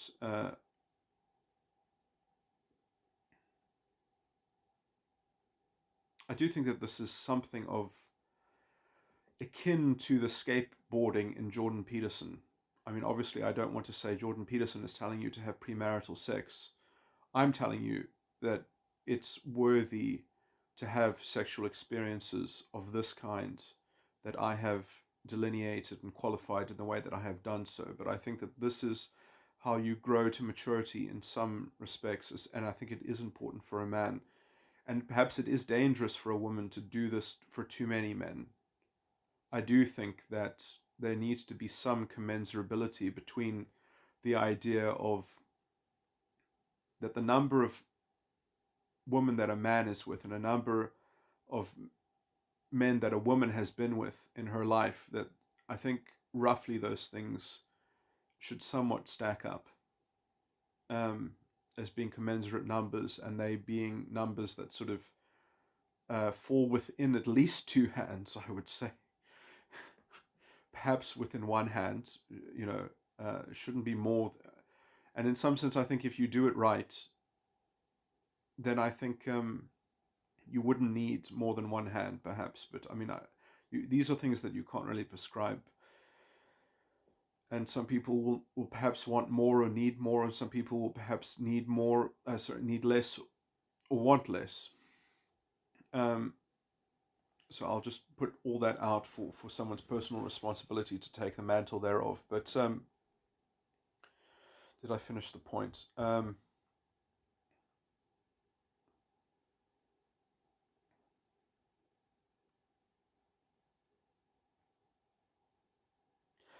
I guess I haven't looked too much at this website, but there is a website that I actually want to try to be more active within the community thereof, because it seems like a very, and perhaps I'm speaking without full knowledge, but it seems actually like a community that I want to promote, called Good Looking Loser. And these are people that tell you how to do things. They are very down to earth. They are very, okay, so you think you've got this problem, or you think you want to improve your life in a practical sense. You think you're deficient. You want to learn social skills. You want to learn how to talk to women. And I do think that even the phrase good looking loser is a very excellent phrase, because that is what young men often are. You're inexperienced. You're unestablished in the world. You don't have a bank account. Women don't want to settle with you because you don't have the capacity to provide for a family. So women are looking for, if you are the same age as a woman, she's often looking at men 5 years your senior. and that are, especially when you're talking about men in their early 20s. So when you are talking to people like that, the only thing that you have that you can sort of try to have relationships with women about or because of is essentially, I believe, the mantra of that you're a good-looking loser. And I think that that is a bit of a motif that can be expanded upon, perhaps, because I mean, to be good looking, that's a very superficial sort of thing, but in some sense, that's all young men have. They can only trade on some kind of superficial thing, and maybe your good lookingness is not, technically speaking, how you look. Maybe it's some talent, or it's some gift, or it's some proficiency.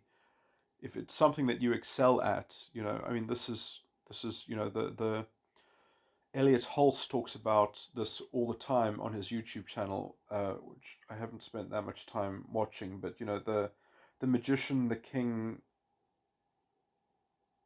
I can't remember the other two. I think one of them is like a.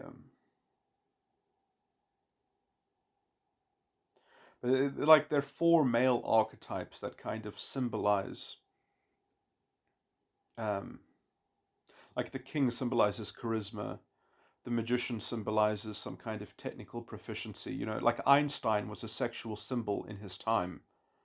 Einstein was hot, right? We have desexualized masculinity to such an extent that we only have superficial aspects of good looking now. This is very dehumanizing. This is why everything is coming apart at the seams.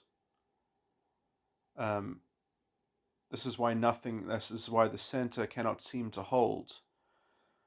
This is why the liberation ideology narrative seems to be the only thing that makes sense, because there aren't enough niches in the world, because everyone has become narcissistic, simple, duplicitous slime that just molds to the bandwagon of the zeitgeist that gets promulgated and broadcast by the CNN and MSNBC propaganda and the big tech shaping of the consciousness, or something like that, the censorship and the curated narrative. It's very scary stuff. Anyway, I'm peppering this with my political sort of amalgamation of all these sorts of issues, but I do think that this political crisis, this cultural crisis, this moral crisis, this crisis in sexuality, I think, is very much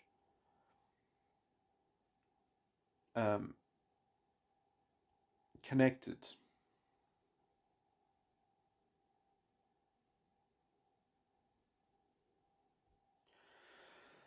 Anyway, I do have a lot more of the sexual talk to give, I guess, but or the sex talk to give, but I think I will try to put that into a new recording. But at least now I think I've gotten it to the point where I can just say, okay, well, this is the advice that I give to men. And I've already contextualized why I'm only giving men advice, and in some sense, and women obviously can listen to that, and they might learn something about it as well. Anyway, okay, let me stop this recording. It's gone on forever.